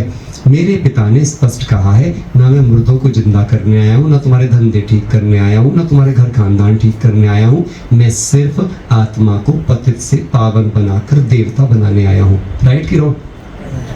सिंपल। तो बाबा ने मुझे फील कराया कि बच्चे तुझे सिर्फ ये वाली सकाश देनी है। अब आप देखना, इसमें सब सकाश आ जाएगी, बल्कि थोड़ा सा चाहे इसे नेगेटिव कह सकते हो, पर मैं शुरू में ऐसा था, अब तो नहीं मैं वो बोलता, लेकिन मैं जो बोलता था जहाँ से मैंने शुरू करी मैं वो बताऊंगा आपको ज़रूर। कई बार क्या होता है कि ऐसी चीज़ें रिलेट करके हमें बहुत मनोबल देती हैं। मैं तो बाबू शुरू में बोलता था, जब वो घटना हुई उस घटना के बाद, अब कोई बीमार होता था तो मैं बोलता था, ये जब तक बीमार है ना ठीक है, कम से कम राम राम तो कर रहा है। आप देखना कभी कोई बीमार आदमी विकार में जाएगा, बोलेगा भगवान बस कैसी बचा ले, उससे रह रहे के कौन याद आएगा? भगवान। आपने योग लगाया, वो ठीक हो गया, अब राम राम भी काम याद आएगा, विकार याद आएंगे, है ना? तो इसका मतलब क्या हो गया कि मैंने किसी को हष्ट पुष्ट करके क्या बनाया? विकारी बनाया। तो मैंने सोचा कि मैंने कहा बाबा इसको तब तक बीमारी रखना जब तक इसको रियलाइज ना हो जाए कि बीमार क्यों पड़ता है। कम से कम आपको याद तो करता रहेगा, है ना? उसके बाद फिर मैंने क्या कहा, मैंने कहा बाबा आप आ जाओ, इसकी भ्रुकुटी में आके बैठ जाओ, क्योंकि आप पे तो कोई फर्क पड़ता नहीं है। आप विकारी में आके बैठ जाओ, आप कैसे में भी आके बैठ जाओ, आप पे तो कोई फर्क वैसे पड़ने वाला नहीं है। तो आप आ जाओ, इसकी भ्रुकुटी में बैठ जाओ। अब ये आप करो मेरे साथ साथ, बोल के करना, अपना हाथ सर पे रखो। थैंक यू बाबा, आपने मेरे ब्रेन को पवित्र ज्ञान से भर दिया। मेरे सभी न्यूरॉन पवित्र ज्ञान से भरपूर हैं। अपने मस्तक पे हाथ ले आओ, बोलो थैंक यू बाबा, आपने मेरे मन को शांति से भर दिया, मेरी बुद्धि को सर्व शक्तियों से भर दिया, मेरे संस्कारों को शुद्ध और पवित्र बना दिया। अपने दोनों हाथ हृदय पे हैं। थैंक यू प्यारे बाबा, आप प्यार के सागर हो। आपने मेरे हृदय को पवित्र प्रेम से भरकर मुझे क्षमाशील और रहमदिल बना दिया। इसलिए आज मैं अपने दोनों हाथ जोड़कर उन सबसे क्षमा मांगती हूँ जिन्हें जाने अनजाने मैंने कोई चोट पहुंचाई हो, और उन सबको क्षमा करती हूँ, हाथ दुआ में उठाए, और सबको क्षमा करती हूँ जिन्होंने किसी भी कारण मेरा दिल दुखाया। उनकी कोई गलती नहीं है, ये ड्रामा में नून था, वे सब निर्दोष हैं। अब अपने दोनों हाथों को सर पे सारे अंगों पे लगाएंगे, सोचकर कि ये वैद्यनाथ के हाथ हैं और वैद्यनाथ ने मेरे सभी अंग स्वस्थ, मर्यादित और अनुशासित किए। बोलेंगे थैंक यू प्यारे बाबा। ओ मीठे वैद्यनाथ, आपने मेरे सभी अंग स्वस्थ, मर्यादित, अनुशासित बनाकर सुखदायी बना दिए। हम दोनों हाथ करेंगे और बोलेंगे वाह जिंदगी वाह, जीवन आनंद स्वरूप हुआ। 7 गुण पर्सनालिटी में इम्बाइब। कैसा लग रहा है? बस यही मैं सकाश सारी दुनिया को देता हूँ। अब क्या है, अब उसमें 7 गुण आ जाए, फिर वो विकार में जाओ, निर्विकारी रहो, अहंकारी हो जाओ, पापी हो जाओ, कुछ भी हो जाओ, मेरा वाला योग किसी पाप में नहीं जाएगा। मेरा दिया दान किसी पाप में नहीं जाएगा। हाँ है ना? अच्छा अब बताओ, अगर उसके 7 गुण जग गए, क्या उसमें अब कोई दुख रहेगा? क्या उसमें कोई पाप रहेगा? क्या उसमें कोई शांति रहेगी? अच्छा, जब सारी आत्माएं सत्वगुण से भर जाएंगी तो क्या होगा? बाबा सत्वगुणी दुनिया बनाने आया है और मैं बाबा के कार्य का मददगार बन जाऊंगा। मैं अच्छा सकाश देना कब चाहिए? 2 कंडीशन में, कि साइकोलॉजिकल चीजें हैं, क्योंकि मैं काउंसलर हूँ, बहुत सारी चीज़ों पे साइकोलॉजी स्टडीज करता हूँ, तो उसके बेस पर भी मैं आपको काफ़ी सारी चीज़ें बता रहा हूँ। ब्रेन प्रोग्रामिंग में आपको 2 बातों का विशेष ध्यान रखना है। एक तो जब व्यक्ति सोया हुआ होता है तब उसका माइंड सबसे ज़्यादा ग्रेस्पिंग मोड में होता है, रिसीव करता है। और सेकंड चीज उसकी कब रिसीविंग मोड होती है? जब वो कोई भी पूजा पाठ कर रहा हो, कि कम से कम वो भगवान के सामने बैठा है और कुछ ना कुछ रिसीव करने के मोड में है, किसी देवता को, किसी ईस्ट को अपने को याद कर रहा है। उस टाइम पर अगर आप 2 टाइम पर अपने परिजनों को केवल ये 7 गुण की सकाश दो। अच्छा अब बताइए, अगर आपके परिवार में सभी के 7 गुण जग गए तो क्या आपको उनके लिए कभी धन की, कीर्ति की, सम्मान की, पद की, स्वास्थ्य की कामना करनी पड़ेगी? नहीं। इसलिए कहते हैं एक साधे सब सधे, सब साधे सब जाए। अगर अब सकाश एक तरह सकाश हो गई, भैया बीमारों को सकाश हमें नहीं देनी, किन्हीं के धंधों को सकाश हमें नहीं देनी, किन्हीं के पैसों सकाश नहीं देनी, क्योंकि जितने भी स्थूल साधन हैं वो किसी भी इंसान का या तो अहंकार बढ़ाएंगे, या इच्छाएं बढ़ाएंगे, या मोह बढ़ाएंगे। एक और बात, कोई बोलते हैं बाबा की दुआ से ना हम सबके संबंध बड़े मीठे हैं, यही मारेंगे आपको एंड में। लास्ट का पेपर कौन सा है? जोर से बोलो। और सबसे ज्यादा भूलना किसको मुश्किल होगा? आपको, जो आपका बहुत ध्यान रख रहा है, जो आपके सबसे ज्यादा दिल के करीब है ना, वही लास्ट में दिल तोड़ेगा, वही फेल करवाएगा लास्ट के पेपर में। इसलिए बाबा क्या कहता है? सब संबंध किससे? अच्छा बाबा क्यों कहता है सब संबंध मेरे से ही रखो, किसी और से नहीं? क्यों? देखो मेरी मम्मी कितनी भी अच्छी मम्मी हो, पर उसमें अपनी कमियां हैं कि नहीं है? मेरे पापा शरीर के कितने भी अच्छे पापा हों, उनमें अपनी कमियां हैं कि नहीं है? मेरे भाई, मेरे दोस्त, मेरी दीदी, दादी, सब में अपनी कमियां, सब अपना पुरुषार्थ कर रहे हैं। अगर मैं उनकी दोस्ती करूं तो उनकी अच्छाई के साथ मेरे अंदर बुराई भी तो आ सकती है, जैसे संगत वैसे रंगत से। अब मैंने केवल बाबा संगत की, सारे संबंध एक बाबा से, वही मेरी मम्मी है, वही मेरा पापा है, वही मेरा भाई। अब वो कौन है? वो सदा सत्य में, सदा सेवा में, सदा सुंदर में, उसमें कभी अवगुण है ही नहीं, सदा ही पावन है। तो जब मैं उसकी संगत में रहूंगा तो मुझे 2 फायदे होंगे। पहला फायदा होगा उसकी संगत से जो रंगत मुझ पर चढ़ेगी उसमें विकार नहीं हो सकता, माना सिर्फ मुझे फिर मेरे विकारों पे काम करना है कि मेरे संबंधी से मुझ पर विकार आने के चांसेस खत्म हो गए, पहला फायदा। दूसरा फायदा क्या होगा? बाबा दुनिया की सबसे अच्छी माता है, बाबा दुनिया का सबसे अच्छा पिता है, बाबा दुनिया का सबसे अच्छा साजन, भाई, सखा, सब कुछ है। तो मुझे उससे ये करना आएगा कि मैं अच्छी माँ कैसे बनूं, मैं अच्छा भाई कैसे बनूं, बिकॉज माँ बाप का चाल चलन बच्चों के चाल चलन का निर्माण करता है। अब अगर मैं बाबा का ही चाल चलन देखूंगा, बाबा के संग में रहूंगा, बाबा कॉपी करूंगा, बाबा का माइंड सेट पढ़ूंगा, मैं अपने मम्मा बाबा को भी पढ़ूंगा, उन जैसा मैं रहने की कोशिश करूंगा, तो मैं सारी दुनिया के साथ जितने मेरे संबंध हैं मैं अपने रोल के साथ न्याय कर पाऊंगा। और मेरा इस रोल के साथ न्याय करना क्यों जरूरी है? तभी डायरेक्टर मुझे अगली 20 मूवी में साइन करेगा, नहीं तो निकाल के बाहर फेंक देगा, फिर एक्टर काम नहीं मिलेगा। हाँ कि ना? हम सब कौन है? एक्टर है। अगली 20 मूवी में आना है? अगर अगली 20 मूवी में आना है तो ये वाली मूवी कैसी होनी चाहिए? डायरेक्टर के मनमर्जी की। अगर मैंने डायरेक्टर की मनमर्जी की नहीं की तो डायरेक्टर साइन करेगा फिर एक्टर को?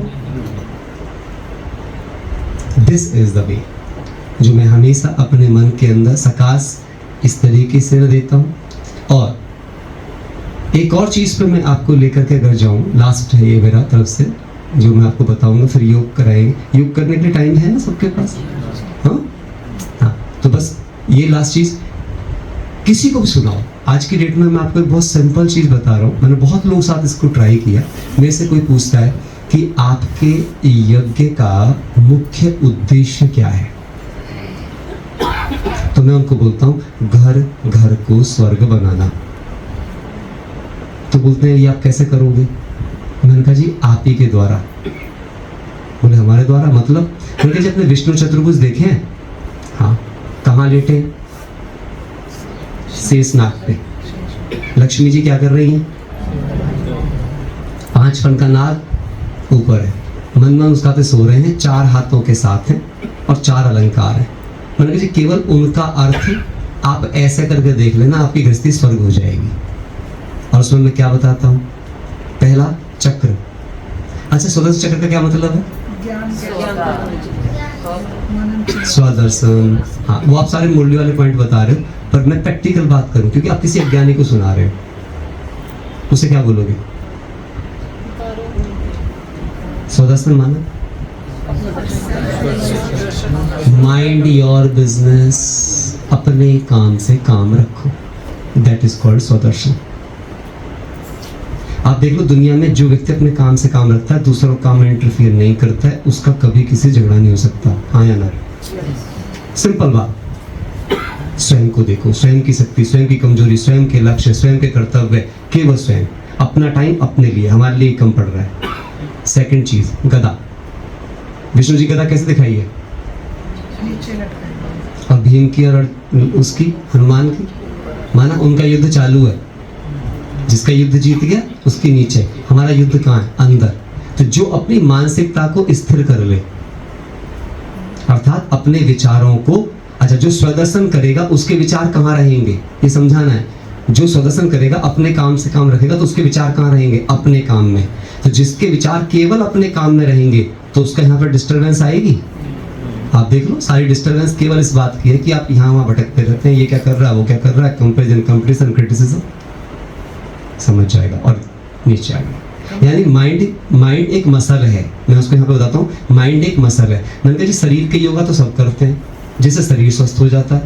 मैंने कहा माइंड की मसल को स्वास्थ्य चाहिए, हाँ, तो उसके लिए क्या चीज चाहिए? उसके लिए ही चाहिए मेडिटेशन, जिससे आपकी गदा यहाँ से यहाँ आ जाएगी।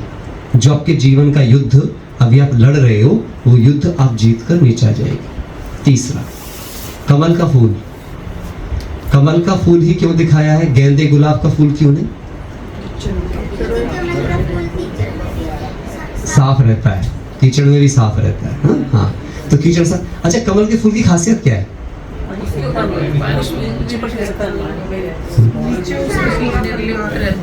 पूरा परिवार भी होता है, दीदी का भी कुछ। एक दृष्टिकोण मेरे पास भी, आप सब सही बोल रहे हैं, लेकिन एक दृष्टिकोण जो मैं आत्मा रियलाइज किया, मुझे बहुत अच्छा लगा है सोच में। क्या कीचड़ कैसे रंग की होती है? काली, गंदी सी, लेकिन फूल सफेद निकल के आता है। यानी कालेपन में भी कहीं ना कहीं सफेदी छिपी हुई है, वो चुराना जानता है। दूसरा, कीचड़ कैसी होती है? बदबूदार, लेकिन कमल में क्या आती है? खुशबू। माँ सरस्वती भी कमल पे, लक्ष्मी भी कमल पे, देवताओं के नैन भी कमल नैन कहे गए हैं, ब्रह्मा पे भी कमल है, विष्णु पे भी कमल है। अच्छा, अब कमल नैन का मतलब क्या? गुणग्राही दृष्टि, जो गंध से भी गुण चुरा ले। अच्छा ये बताइए, क्रोध खत्म हो जाएगा नहीं हो जाएगा? मुझे बाबा की पॉइंट बड़ी प्यारी लगती है, बाप दादा सदा हर्षित रहते हैं क्योंकि बाप दादा सदा सबके गुण देखते हैं। आप गुण देखो, गुस्सा करके दिखाओ। आप खुद के गुण देखो, खुद पर गुस्सा करके दिखाओ। आप दूसरे गुण देखो, गुस्सा करके दिखाओ। अब गुण देखोगे तो क्रोध खत्म करने का एक ही फॉर्मूला है, क्या करो? गुणग्राही दृष्टि। हमें होलियंस बनना है कि नहीं बनना? होलियंस कौन बनेगा? जिसकी दृष्टि होगी गुणग्राही, देवताओं के जैसे कमल नैन, तो जिसके नैनों में कमल धारण हो जाए। अब आप बताइए, जो सबके गुण देखे परिवार में, अपना युद्ध जीता हुआ हो, अपने काम से काम रखे, उसके बाद शंख को स्थापित कर दे कंठ में, अर्थात ऐसी वाणी बोलिए मन का आपा खोए, औरन को शीतल करे खुद भी शीतल हो। अगर ये 4 चीजें आपके अंदर डेवलप हो गई, क्या कोई घर घर स्वर्ग बन जाएंगे? नहीं बन जाएंगे? लोग सामने से बोलते हैं जी बिल्कुल बन जाएंगे। उनका जी यही करता है प्रजापिता ब्रह्मा कुमारी ईश्वर विश्वविद्यालय। और आपको पता है ये चारों अलंकार आपके हाथों में लाने के लिए हमारे यहाँ 4 सब्जेक्ट पढ़ाए जाते हैं। पहले सब्जेक्ट का नाम है ईश्वरीय ज्ञान, दूसरे सब्जेक्ट का नाम है मेडिटेशन अर्थात राज योगा मेडिटेशन, जिसमें कि खुद पर राजाई करना सिखाया जाता है और सारे रहस्य क्लियर किए जाते हैं, और तीसरा है दिव्य गुणों की धारणा, और चौथा है जो आपने किया वो दूसरों के सुना करके दुआएं कमाने की सेवा करना। 4 सब्जेक्ट में पास विद ऑनर के पास ये 4 अलंकार आ जाते हैं, उनकी पर्सनैलिटी बन जाते हैं, और वो विष्णु चतुर्भुज की तरह। अब क्या होगा? जो ऐसा इंसान होगा जो अपने काम से काम रखेगा, बुद्धि स्थिर होगी, गुण देखेगा और हमेशा मीठा बोलेगा, लक्ष्मी उसके पैर दबाएगी कि नहीं दबाएगी? दबाएगी। और 5 विकार उस पर कभी राज कर पाएंगे? नहीं, 5 विकार उसका वो करेंगे। और सबसे खास बात, पानी में है पर गीला नहीं हो रहा है, यानी भव सागर भी उसको छू नहीं पाए। तो बस ये सिंपल सी बात है, हम दूसरों को जब समझा रहे हैं, क्या ये हमारा एटीट्यूड बने हैं? क्या ये हमारा योग बने हैं? क्या हम चलते फिरते एग्जीबिशन बने हैं? जैसे एक सुंदर योग कराता हूँ आपको, सब अभी एक बार के लिए सोचो, एक चित्र को सामने लाओ, सब बिल्कुल सीधे स्थिर बैठो, आंखें खुली रखना, बस देखना मैं आत्मा यहाँ हूँ, मुझे आत्मा की तीनों शक्तियाँ, यहाँ मन आ गया, यहाँ पे बुद्धि बीचों बीच, यहाँ संस्कार आ गए, मैं आत्मा त्रिमूर्ति हूँ। सब महसूस करें अपने मस्तक में, आत्मा को अलग, मन, बुद्धि, संस्कार।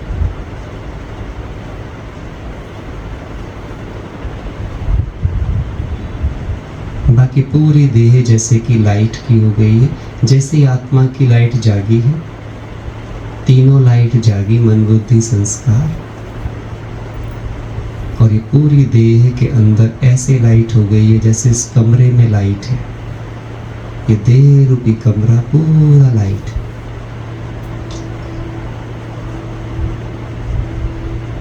अभी हमने दिल से कहा मेरे बाबा अपनी सर्व शक्तियों के साथ आ जाओ।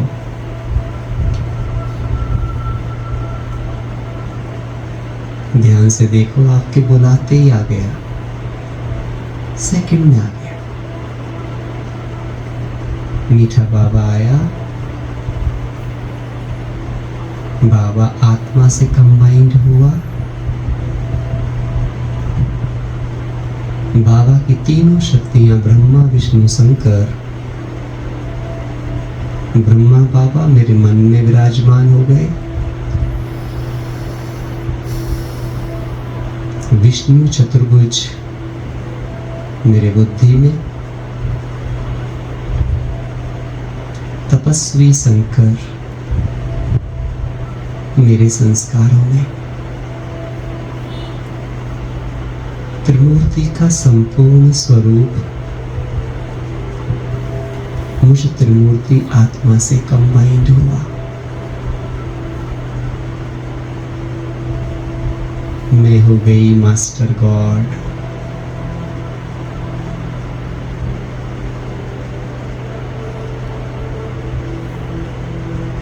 अब मेरे सारे संकल्प ब्रह्मा बाबा जैसे हो गए।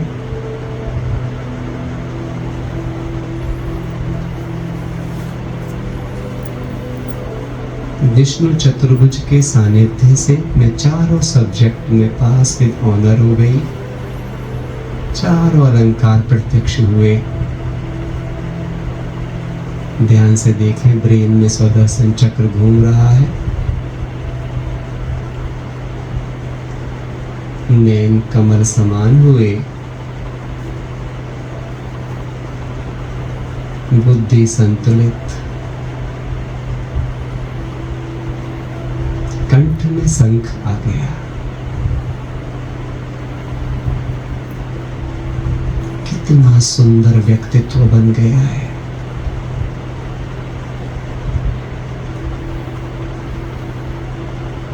ये चमड़ी की देही की सुध-बुध तो चली गई, इस पल में ही मैं आत्मा त्रिमूर्ति बाबा से कंबाइंड, शंकर जैसी महान तपस्या, त्रिनेत्र आई ऑफ विजडम खुली हुई है, जिससे सारे संस्कार शुद्ध हो गए।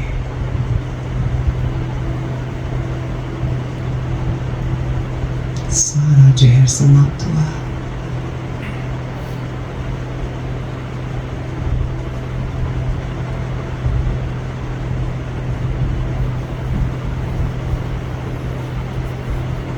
कुछ पलों के लिए बिल्कुल इसी अवस्था में टिक जाए।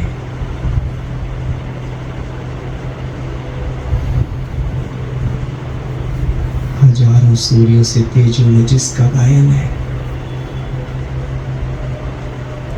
वो मुझसे कंबाइंड है।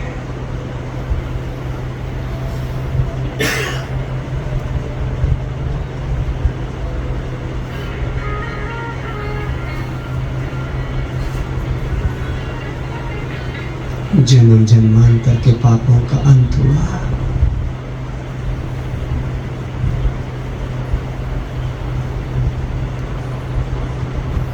इस संसार की हर आत्मा भाई जो भी हमारा नाम भी ले रही है, मनसा वाचा कर्म संपर्क में आ गई है, एक ही आवाज है, तुझ में रब दिखता है।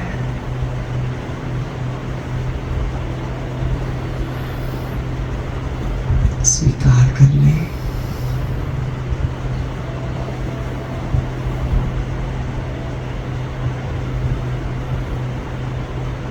आज में आत्मा संपूर्ण हुई। सेकंड में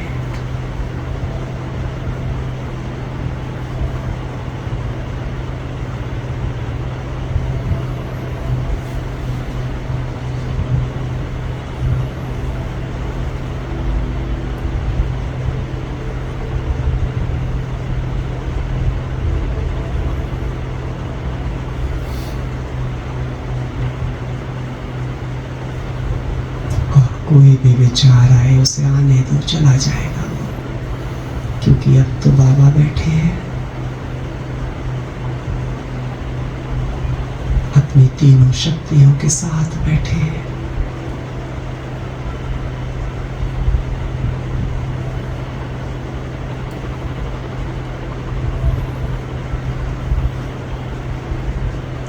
पूरी की पूरी देह जैसे पवित्र लाइट की है।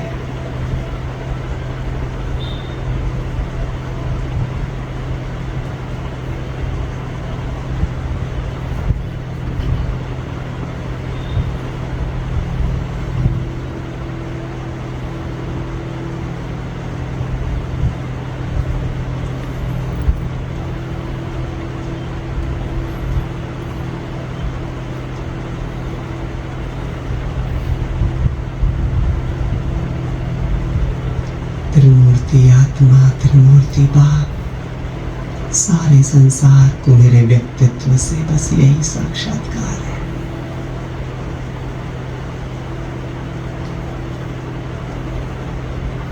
आज मन वचन कर्म सब सुधर गया।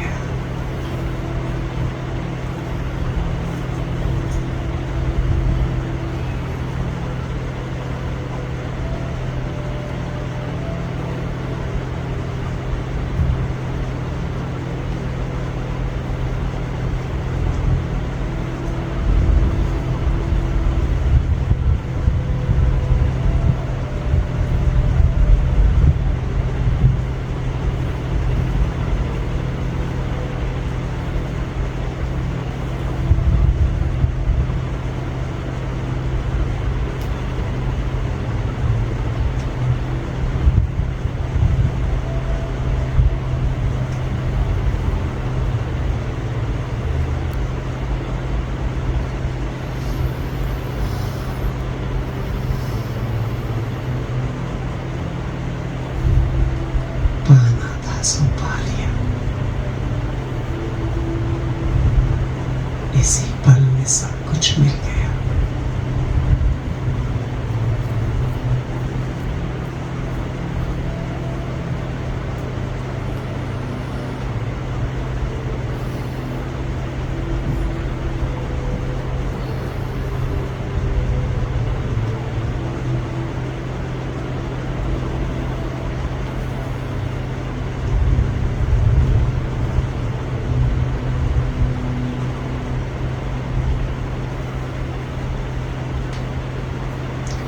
शांति।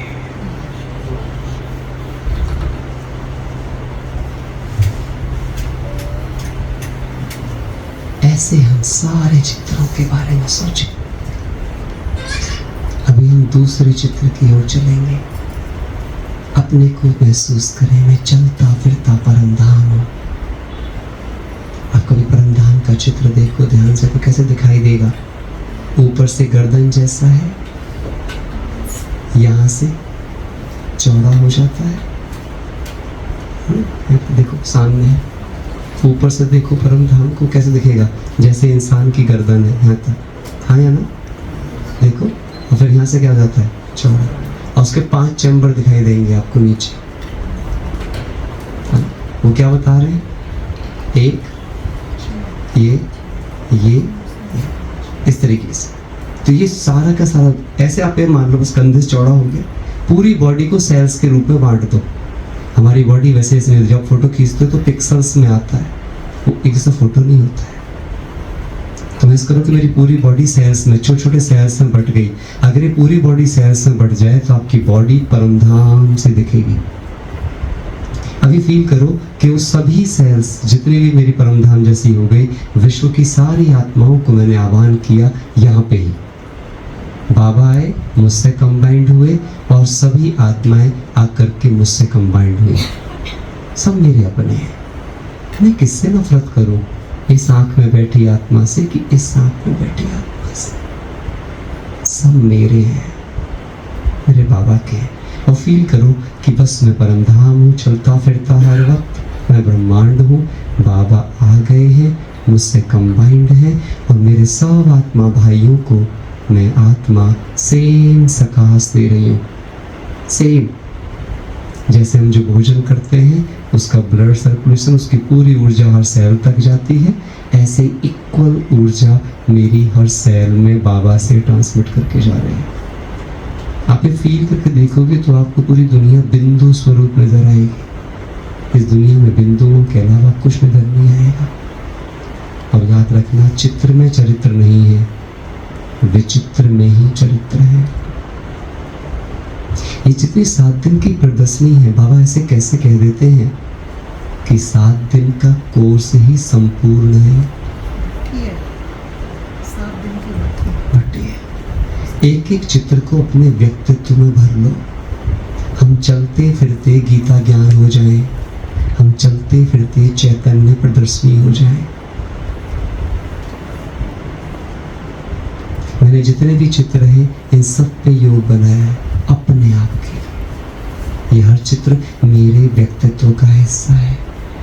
जो कोई मुझे देखे तो उसे मेरे नैनों में, मेरे चरित्र में, जैसे हनुमान के रोम रोम में राम दिखता है, ऐसे मेरे रोम रोम से मेरे भगवान का ज्ञान हर आत्मा को दिखना चाहिए। सृष्टि का पहला एआई मनुष्य कौन है? ब्रह्मा बाबा। आप बनाने लगे ना एआई से लाइट के मनुष्य। पहला लाइट का मनुष्य कौन है? ब्रह्मा बाबा। पहली लाइट की दुनिया कौन सी है? सूक्ष्म तल। ये तो साइंस वाले तो आप सोच पाए एआई। आपको यही फील करना है, बाबा आया, मैं आजकल फील करता हूँ, आप करो, बड़ा मजा आता है। चल फील करो, मैं आत्मा। जैसे मैंने बोला मैं आत्मा, चमक गई, पूरी बॉडी लाइट की हो गई। जैसे इस कमरे में अभी बटन दबाया, पूरा कमरा वाइट वाइट लाइट से भर गया। तो ऐसे फील करो, मैं आत्मा कहा, कहती पूरा मेरा अंदर कमरा वाइट लाइट से भर गया। कुछ नहीं, ये छोटे छोटे अनुभव है, सब लाइट हो जाएगा। चलो एक और योग कराता हूँ आपको। तो इसे हम बोलते हैं पावरफुल प्योरिटी, 1 सेकंड में इस पूरी धरती को पवित्र करने के लिए। ये मैंने अभी यहाँ पे जब मैं आया तो भट्टी करा रहा था, कराते हुए मैंने बाबा से पूछा, बाबा मैं इस पूरी दुनिया को 1 सेकंड में पवित्र देखना चाहता हूँ, तो कैसे देखूँ? तो वो योग में आपको करा था। दीदी करा दूँ या टाइम छोड़ दें? करा सकते हैं 10 मिनट। 5 मिनट, 5-7 मिनट करेंगे, ठीक है?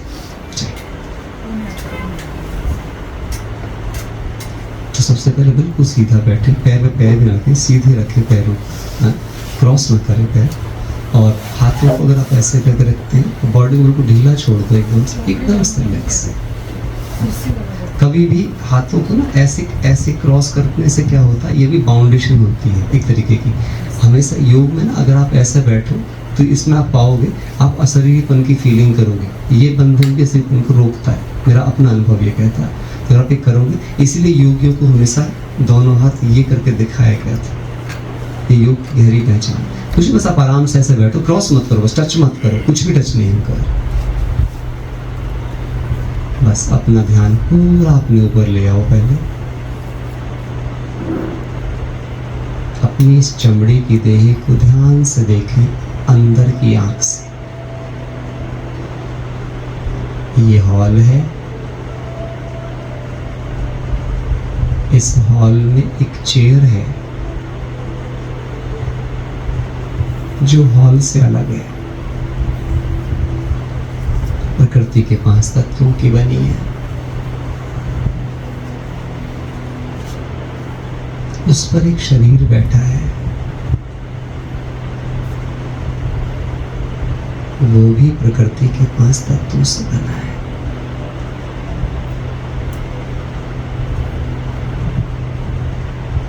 हॉल और कुर्सी अलग है, कुर्सी और ये शरीर अलग है।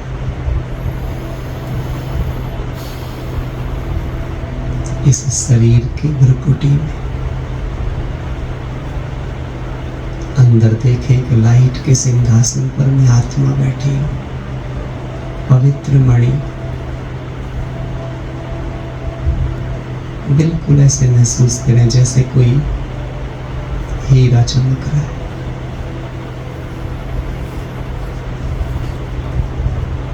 वो शरीर से अलग है।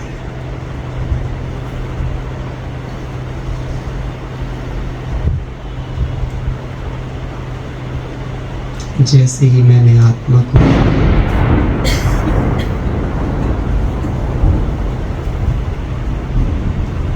आत्मा ने अंदर एक लाइट की देह पूरी देह के अंदर तैयार कर दी।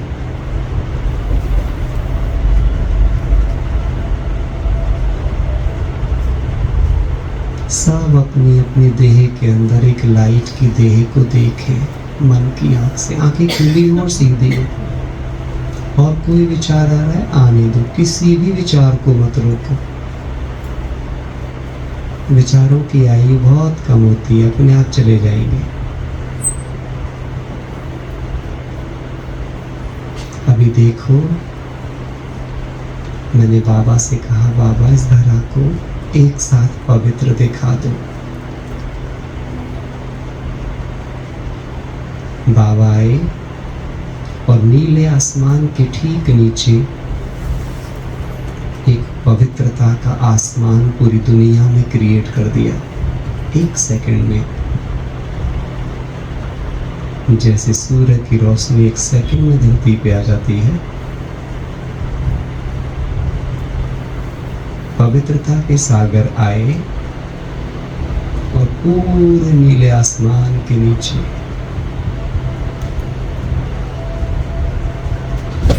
एक पवित्रता का आसमान क्रिएट कर दिया।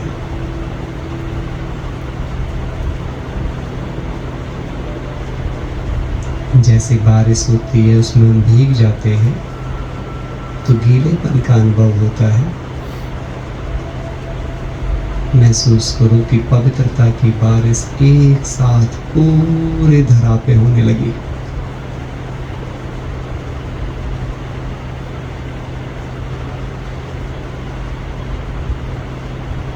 और एक ही सेकंड में इस धरा के हर इंसान पशु पक्षी, प्लांट,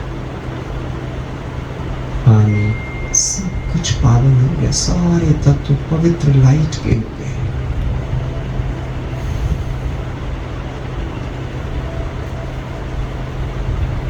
बस केवल एक ही लाइट दिखाई दे, पवित्र आसमान, उससे होती पवित्रता की बारिश, जिसमें नहाता हुआ ये सारा विश्व।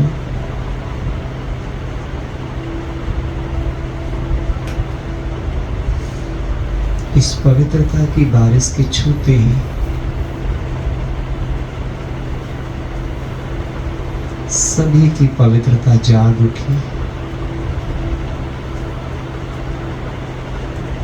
सभी आत्माएं मुक्ति धाम जाने योग्य पवित्रता प्राप्त कर चुकी।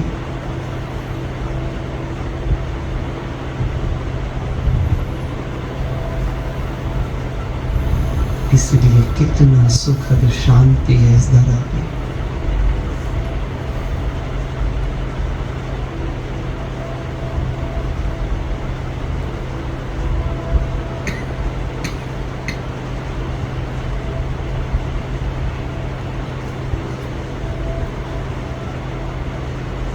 मस्तक में आत्मा, अंदर लाइट की देह, बाहर की देह पर पवित्रता की बारिश, तो बाहर भी सब कुछ पावन,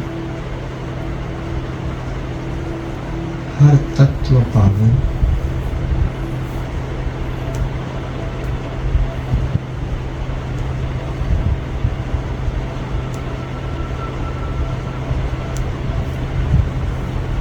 बस मैं, बाबा और पवित्रता,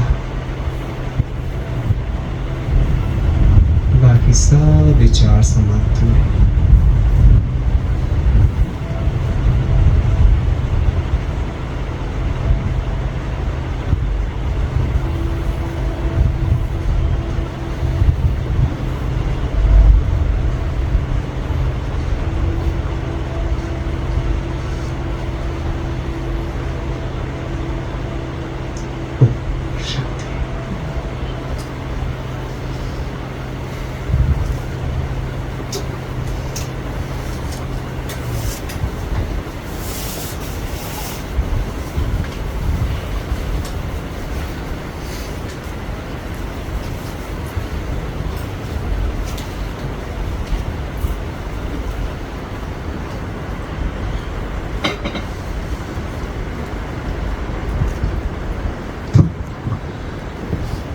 शांति।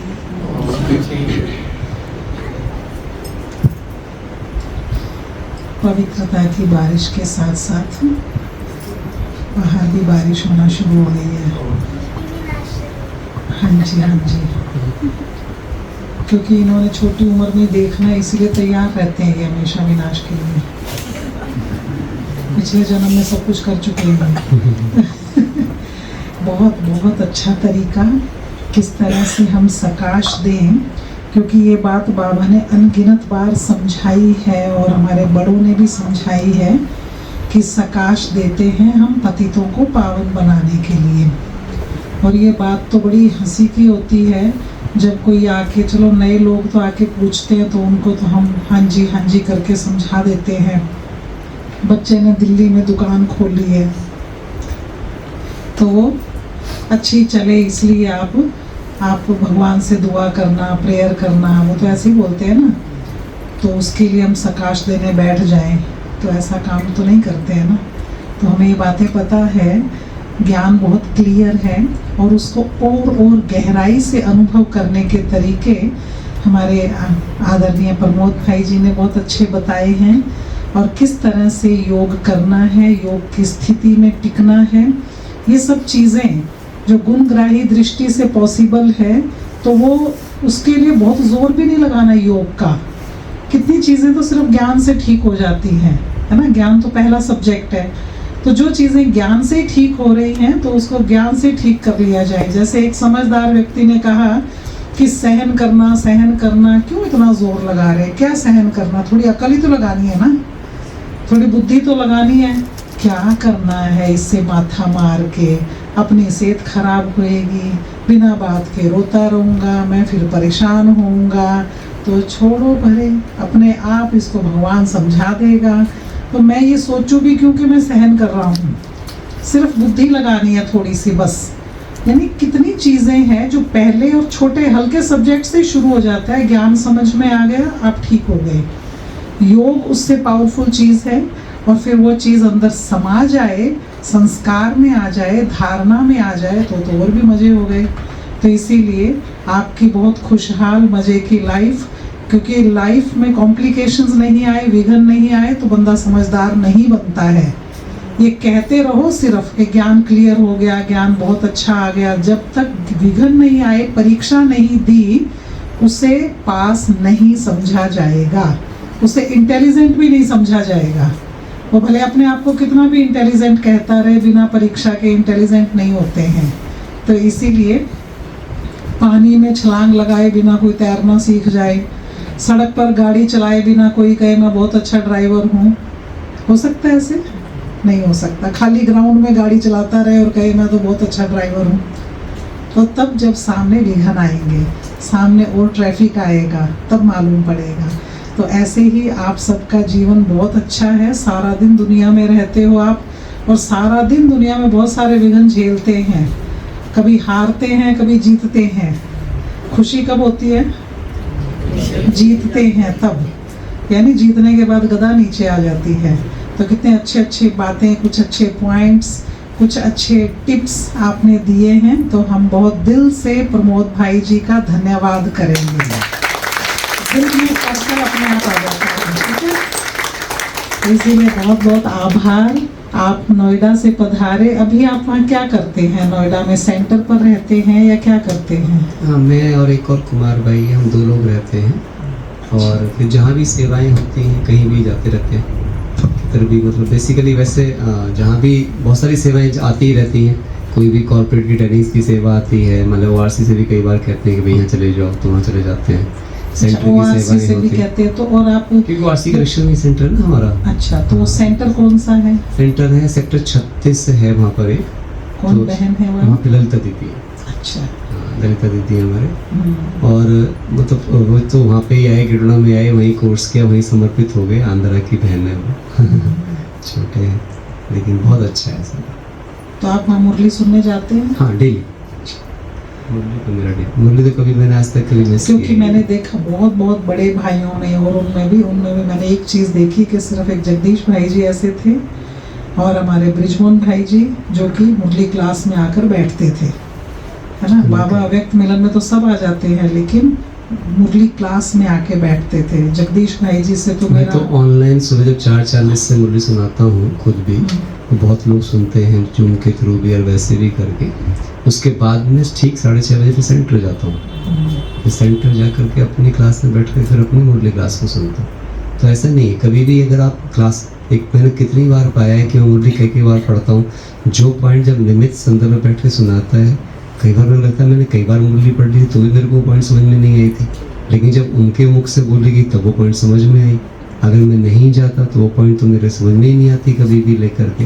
और जबकि हो सकता है कि कई बार निमित्त भी राइज नहीं करते, मैं उनको बताता हूँ मैंने आज आपसे ये पॉइंट लिए, तो कहते हैं अच्छा ये चीज़ थी।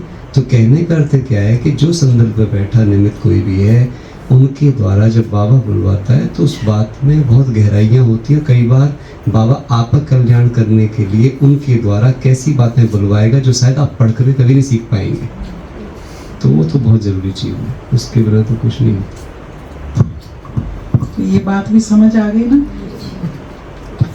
तो ऑनलाइन पे जब हाजिर होते हैं तो ये बात समझ आनी चाहिए, याद आ जानी चाहिए। कोई कारण है कभी कभी ऑनलाइन हो तो और बात है, लेकिन सामने बैठकर मुरली सुनना, अक्सर ये बहुत बहुत अच्छे हैं। हमेशा यहाँ हर जगह मॉर्निंग क्लास बहुत अच्छी है, सब जगह आते हैं सेंटर्स पर, लेकिन कभी कभी ऑनलाइन भी हो जाते हैं। वो एक्चुअली ऑनलाइन नहीं होते, यहाँ से ऑफलाइन होते हैं। वो अपने आप को समझ रहे होते हैं ऑनलाइन, लेकिन भगवान की नज़र में ऑफलाइन होते हैं। इसमें दीदी मैं एक बात जबकि आ सकते हैं, भगवान ने इनको, जब सर्दी होती है ना तब हम ये बात बोलते हैं, भगवान ने आपको इतने सारे कोट जैकेट्स दिए, गाड़ी दी, सब कुछ दिया, फिर भी आते नहीं, नहीं। इसमें एक बात और भी है ना, आप अपने आप में पर्सनली ये फील करके देखो। मैं अपने आप से यही बात करता था जब मैं IIT तैयारी कर रहा था। हम सब लोग नौकर बनने के लिए 18 घंटे पढ़ लेते हैं। नौकर बनने के लिए सारे नौकर ही बनेंगे, और मम्मी भी लड्डू बांटती फिरती, मेरा बेटा नौकर हो गया, हाँ सरकारी नौकर हो गया आज। और यहाँ बाबा विश्व का मालिक बना रहा है, उसके लिए 1-2 घंटे की पढ़ाई ढंग से नहीं करेंगे, ऐसा नहीं तरह करेंगे। आपको क्या पता दीदी कितने, अच्छा मुक्त होना है कर्म बंधनों से, और भागने चलती हुई कर्म बंधनों में। घर से तो 8 बजते, जैसे किसी के 7 से 8 मुरली होगी तो 8 बजे चींटे चलने शुरू हो जाते हैं गद्दी में, ऐसा लगता है पता नहीं क्या हो जाएगा।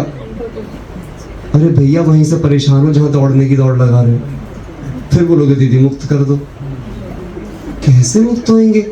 कर्म बंधन से मुक्त होने का स्कूल ही आए। हाँ, तो वो चींटे जो चलते हैं ना पुरुषार्थ को छोड़ने के, वो छोड़ो, नहीं तो बाद में दिखाएगा वो सब किस किस को भेजा था मैंने समझाने के लिए। तो 21 जन्मों की पढ़ाई है, राजा बनने की पढ़ाई है, कितने मन से पढ़नी चाहिए। मेरे लिए तो दीवानगी है ये पढ़ाई। पता है आशा दीदी के पास हम जाते थे ना वारसी में, तो दीदी पूछती थी बार बार किस किस ने अव्यक्तवाणी पूरी पढ़ी है। मैं एक बार गया, हाथ नहीं उठा पाया, पूरी नहीं पढ़ी। दूसरी बार गया, फिर हाथ नहीं उठा पाया।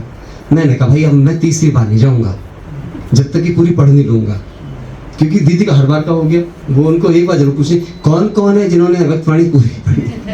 अगली बार मैंने कहा अच्छा समझ में आए ना आए, पहले ये पूरी वाणी ही पढ़नी है, तो कम से कम जाके हाथ जरूर उठाना है। तीसरी बार सारी पढ़ डाली हमने, और फिर जाके हाथ उठाया। इतना अच्छा लग रहा था, 4-5 लोगों ने हाथ उठा रखा। सारी गाना पूरे वर्षों की, पूरे जितनी 1100 1150 मुरली हैं A to Z मैंने पढ़ डाली। 10-10 20-20 मुरली एक दिन में पढ़ते रहता था बैठे बैठे, और कुछ नहीं करना, पहले ही खत्म करना है। हाँ वो फिर जाएंगे, फिर पूछेंगे किस किस ने पढ़ी। अच्छा हम तो इसलिए पीछे छुप के बैठने लग गए थे बार बार पूछने के चक्कर में, कि फिर भी पूछेगी, नाम से पहचानती थी तो फिर और दिक्कत होती है जिनको नाम से पहचानती उनको तो और दिक्कत होती है ना, बीच में बोल देगी सबके बीच में। दीदी का पढ़ाई पर बहुत अटेंशन रहता है आशा दीदी का, आप सब जानते हैं आशा दीदी के बारे में, तो बहुत उनका वो रहता है। वहाँ से वो चीज़ सीखी हमने।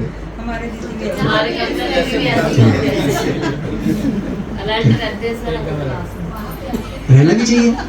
बताओ राजा बनने को अलर्ट नहीं है, दास बनने को सारे अलर्ट है। यहाँ से नौकरी पर पंच करने की सबकी दौड़ लगेगी, जाके नौकरी पंच करनी है। बाबा कहता था भूंगरे चनों के लिए भाग रहे। मैं ये नहीं कह रहा हूँ करो मत, पर अपनी इंटेंशन देखो किस इंटेंशन से। मैं सच बता रहा हूँ, मैं इतना काम करता हूँ, रोज सुबह 3 बजे उठ जाता हूँ, रात के 11 बजे तक। मैं कभी जिंदगी में 4 घंटे ज्यादा नहीं सोया आज तक, नेवर। और मैं एक नहीं कितने काम करता हूँ, काउंसलिंग्स करता हूँ, एक कंपनी का डायरेक्टर हूँ, बिजनेस में भी हूँ, और न जाने कितने सारे सेमिनार्स करता हूँ, हेल्थ सेशंस करता हूँ। सेंटर की दुनिया भर की सेवाएं रहती हैं। अभी अभी हमने अपना एक सेंटर, अभी 3 मंजिल का सेंटर बनाया, उसके सब कुछ चीज़ें उसके लिए भी करी हैं सत्य जाए। तो बेसिक चीज़ क्या है? और मैंने देखा जब मैं खाली अपने प्रोफेशन को वैल्यू देता था, मैं 3 दिन के लिए मधुबन जाता था, भाग के वापस आता था, ट्यूशन पढ़ाता था 13 घंटे। फिर मैंने भगवान ने कार पकड़ लिए, जब इसे काम करना शुरू करे मेरे काम अपने आप होते रहते हैं, उनकी टेंशन नहीं रहती, वो सब चलते। और कोरोना के बाद तो मेरे लिए वरदान हो गया है, क्योंकि अब मेरा सब काम ऑनलाइन होता रहता है, मैं कहीं से भी कर लेता हूँ, इसलिए मेरे लिए और सुविधा हो गई, मैं कहीं भी जाता हूँ। सो बाबा लव्स यू, आप उसको सौंप के देखो। अगर आपका प्यार अविनाशी से होगा ना, तो वो अविनाशी कर्म आपसे कराएगा। विनाशी चीज़ों के लिए अगर आप यहाँ पे आए हो तो अविनाशी गवा बैठोगे।